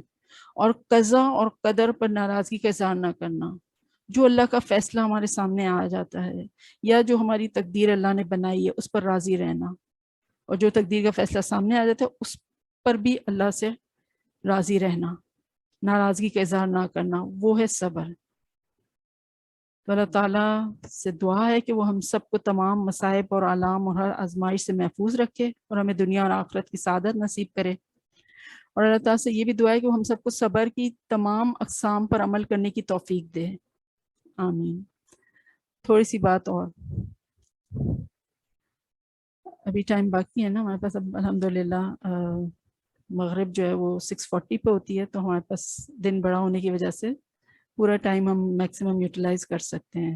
جی، جہاں ہم یہ صبر کی بات کر رہے ہیں، جو ابھی آخری 2 قسمیں ہم نے کہیں کہ اللہ کی اطاعت اور فرمانبرداری پر ہر حال میں قائم رہنا، اور اللہ نے جس چیز سے منع کیا ہے اللہ کی نافرمانی سے بچنے پر ڈٹ جانا، یہ بھی صبر ہے نا۔ تو یہ جو مہینہ شروع ہوا ہے شعبان کا مہینہ، اس میں کچھ ڈوز اینڈ ڈونٹس اللہ نے بتائے ہیں کہ یہ کرو اور یہ نہ کرو، اللہ اور اللہ کے رسول صلی اللہ علیہ وسلم نے بتائے ہیں ہمیں، اور کچھ ڈوز اینڈ ڈونٹس جو ہیں وہ معاشرے نے بتائے ہیں کہ یہ کرنا چاہیے اور یہ نہیں کرنا چاہیے۔ تو بتائیے پیاری بہنوں، ہمارا عمل کیا ہونا چاہیے؟ معاشرے کے چلن پہ چلنا ہے یا جو قرآن اور سنت بتاتا ہے اس پہ چلنا ہے ہمیں؟ یقیناً جو قرآن اور سنت کی گائیڈنس ہے وہی ہمارے لیے مشعل راہ ہونی چاہیے، ہے نا۔ اور ابھی ہم نے صبر، نیا جو صبر سیکھا ہے تو وہ بھی اسی کا تقاضا کرتا ہے، ٹھیک ہے۔ تو تھوڑی سی بات میں کروں گی، بات تو لمبی ہے لیکن ہم 2 اس میں کریں گے انشاءاللہ، پھر نیکسٹ ٹیوزڈے کو مزید اس پر ہم بات کریں گے۔ اللہ تعالیٰ نے جن اور انس کو صرف اپنی عبادت کے لیے پیدا کیا ہے، ٹھیک ہے۔ اللہ تعالیٰ فرماتا ہے وَمَا خَلَقْتُ الْجِنَّ وَالْإِنسَ إِلَّا لِيَعْبُدُونَ، میں نے جنوں اور انسانوں کو محض اس لیے پیدا کیا ہے کہ وہ صرف میری عبادت کریں، لیکن عبادت کے لیے زندگی کا کوئی خاص زمانہ یا سال کا کوئی خاص مہینہ یا ہفتے کا کوئی خاص دن یا کوئی خاص رات متعین نہیں کی ہے، بس اسی میں اللہ تعالیٰ کی عبادت کی جائے اور باقی زمانہ عبادت سے غفلت میں گزار دیا جائے، ایسا نہیں ہے۔ بلکہ جب انسان کی خلقت کا اصل مقصد ہی یہ ہے کہ وہ اللہ تعالیٰ کی عبادت کرے، تو سن بلوغ یعنی پیوبرٹی سے لے کر زندگی کے آخری دم تک اسے ہر لمحہ عبادت میں گزارنا چاہیے۔ اور کامیاب انسان بھی وہی ہے جو عبادت ہی کو اپنی زندگی کا اصل مقصد تصور کرے، ورنہ وہ انسان جو اللہ کی عبادت سے غافل رہے اور دنیا کی ہر آسائش اپنے اور اپنے بال بچوں کے لیے مہیا کرنے کو ہی اپنی زندگی کا مقصد بنا لے تو وہ قطعاً کامیاب نہیں ہو سکتا۔ اس وقت ایک تو مسلمانوں کی اکثریت اللہ تعالیٰ کی عبادت سے غافل ہے، اور اس پر ستم یہ کہ بعض لوگوں نے ان کے دلوں میں یہ بات اچھی طرح سے بٹھا رکھی ہے کہ سال میں 2-3 بار شب بیداری کر لی جائے اور 2-4 روزے رکھ لیے جائیں تو صرف یہی عبادت انسان کی نجات اور اس کی دنیاوی اور آخروی فلاح کے لیے کافی ہے۔ حالانکہ حقیقت یہ کہ رسول اللہ صلی اللہ علیہ وسلم نے کسی ایک رات کو عبادت کے لیے خاص کرنے سے منع فرمایا ہے۔ حضور صلی اللہ علیہ وسلم کا ارشاد ہے، صحیح مسلم کی حدیث ہے، راتوں میں سے صرف جمعے کی رات کو قیام کے لیے اور دنوں میں سے صرف جمعے کے دن کو روزے کے لیے خاص نہ کرو۔ ہاں اگر جمعے کا دن ان دنوں میں آ جائے جن میں تم سے کوئی شخص روزہ رکھنے کا عادی ہو تو اس کا روزہ رکھنے میں کوئی حرج نہیں۔ لہٰذا اگر کسی ایک رات کو عبادت کے لیے خاص کرنا درست ہوتا تو آپ صلی اللہ علیہ وسلم جمعے کی رات کو اس کے لیے خاص کرنے کی اجازت دے دیتے، کیونکہ یوم جمعہ ہفتہ کے تمام ایام میں سب سے افضل ہے۔ لیکن آپ صلی اللہ علیہ وسلم کا اس سے منع کرنا اس بات کی واضح دلیل ہے کہ سال بھر میں کسی 1 یا 2 راتوں میں عبادت کرنا اور باقی پورے سال میں اللہ کی عبادت سے غافل رہنا یہ درست نہیں ہے، ٹھیک ہے۔ حضرت جابر بن عبداللہ رضی اللہ عنہ بیان کرتے ہیں کہ رسول اللہ صلی اللہ علیہ وسلم خطبہ جمعہ میں یوں ارشاد فرماتے، حمد و ثنا کے بعد تم سب کو معلوم ہونا چاہیے کہ بہترین بات اللہ تعالیٰ کی کتاب ہے اور بہترین طریقہ محمد صلی اللہ علیہ وسلم کا طریقہ ہے، اور کاموں میں سب سے برا کام وہ ہے جو دین میں نیا ایجاد کیا جائے، اور ہر بدعت گمراہی ہے۔ تو اس حدیث سے معلوم ہوا کہ کتاب اللہ اور نبی اکرم صلی اللہ علیہ وسلم کی سنت مبارک ہے، یہ اصل دین ہے، اور جو کام کتاب اللہ اور سنت رسول صلی اللہ علیہ وسلم سے ہٹ کر دین میں نیا ایجاد کیا جائے وہ سب سے برا کام ہے، اگرچہ وہ لوگوں کی نظروں میں کتنا اچھا کیوں نہ ہو۔ اور اس سے یہ بھی معلوم ہوا کہ جس کام کا ثبوت کتاب اللہ اور سنت رسول صلی اللہ علیہ وسلم سے نہ ملتا ہو وہ بدعت ہے، اور ہر بدعت گمراہی ہے، اور کوئی بدعت ایسی نہیں ہے کہ جسے دین میں بدعت حسنہ قرار دیا جائے کہ اچھی بدعت۔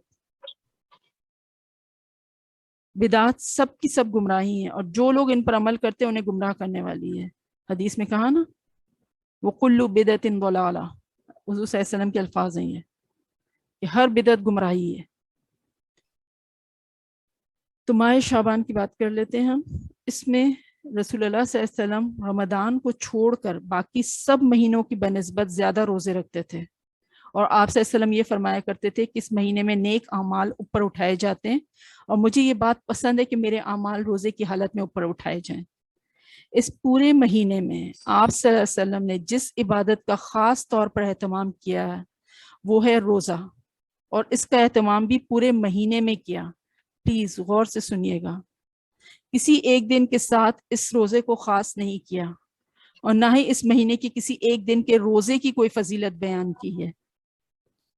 حضرت عائشہ رضی اللہ عنہ بیان کرتی ہیں رسول اللہ صلی اللہ علیہ وسلم روزے رکھتے تھے، یہاں تک کہ ہم کہتے کہ آپ روزے نہیں چھوڑتے، پھر وہ روزہ چھوڑتے، یہاں تک کہ ہم کہتے کہ آپ روزہ نہیں رکھتے، اور میں نے رسول اللہ صلی اللہ علیہ وسلم کو کبھی کسی مہینے کے مکمل روزے رکھتے ہوئے نہیں دیکھا سوائے رمضان المبارک کے، اور میں نے رسول اللہ صلی اللہ علیہ وسلم کو شعبان سے زیادہ کسی مہینے میں روزے رکھتے ہوئے نہیں دیکھا۔ بخاری اور مسلم کی حدیث ہے۔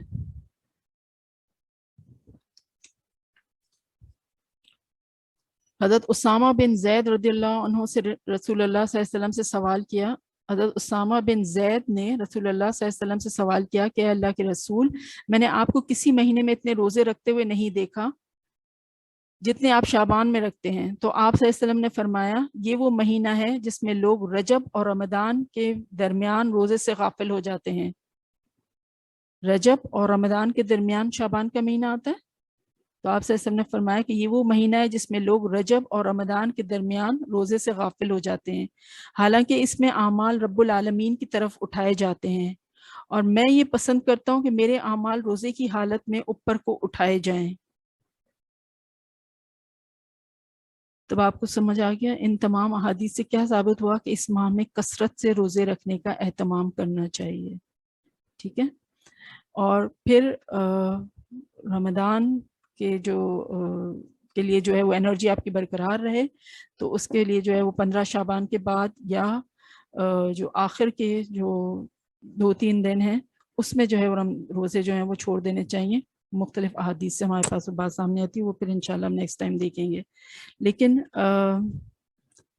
ایک بات بس میں کہتی ہوں، اس کے بعد پھر میں اپنی بات وائنڈ اپ کرتی ہوں، کہ جو شب برات پورے شعبان کے مہینے کا تو آپ کو حضور صلی اللہ علیہ وسلم کا عمل پتہ چل لیا نا، شب برات کے بارے میں کیا صحیح ہے اور کیا غلط ہے، یہ ہمارے درمیان مطلب ہر سال یہ سوالات ہمارے ذہنوں میں اٹھتے ہیں، اور مختلف میسیجز آ رہے ہوتے ہیں، سمجھ نہیں آتا کون صحیح کہہ رہا ہے، کیا غلط کہہ رہا ہے، کیا کرنا ہے کیا نہیں کرنا ہے۔ تو بہت کلیئرلی انشاءاللہ ہم اس پر بات کریں گے نیکسٹ ویک، بٹ اس رات کے بارے میں آپ صلی اللہ علیہ وسلم کا یہ ارشاد جو ہے صحیح سند کے ساتھ روایت کیا گیا ہے، اور وہ صحیح جو ہے طبرانی کی حدیث ہے کہ آپ صلی اللہ علیہ وسلم نے فرمایا کہ اللہ تعالیٰ شعبان کی 15ویں رات کو اپنی پوری مخلوق کی طرف بنظر رحمت دیکھتا ہے، پھر مشرک اور کینہ پرور کے سوا باقی ساری مخلوق کی بخشش کر دیتا ہے، ٹھیک ہے۔ صرف یہ ایک حدیث جو ہے ہمارے پاس موجود ہے صحیح سند کے ساتھ کہ شعبان کی 15ویں رات کے مطابق کہ اللہ تعالیٰ اپنی پوری مخلوق کی طرف رحمت کی نظر کرتا ہے، پھر مشرک اور کینہ پرور یعنی جس کے دل میں کوئی بغض ہو، گرج ہو، حسد ہو، اس کے سوا ایک مشرک اور ایک یہ کینہ پرور کے سوا باقی ساری مخلوق کو اللہ تعالیٰ بخش دیتا ہے، ٹھیک ہے۔ تو انشاءاللہ نیکسٹ ٹائم پھر ہم مزید اس پر بات کریں گے.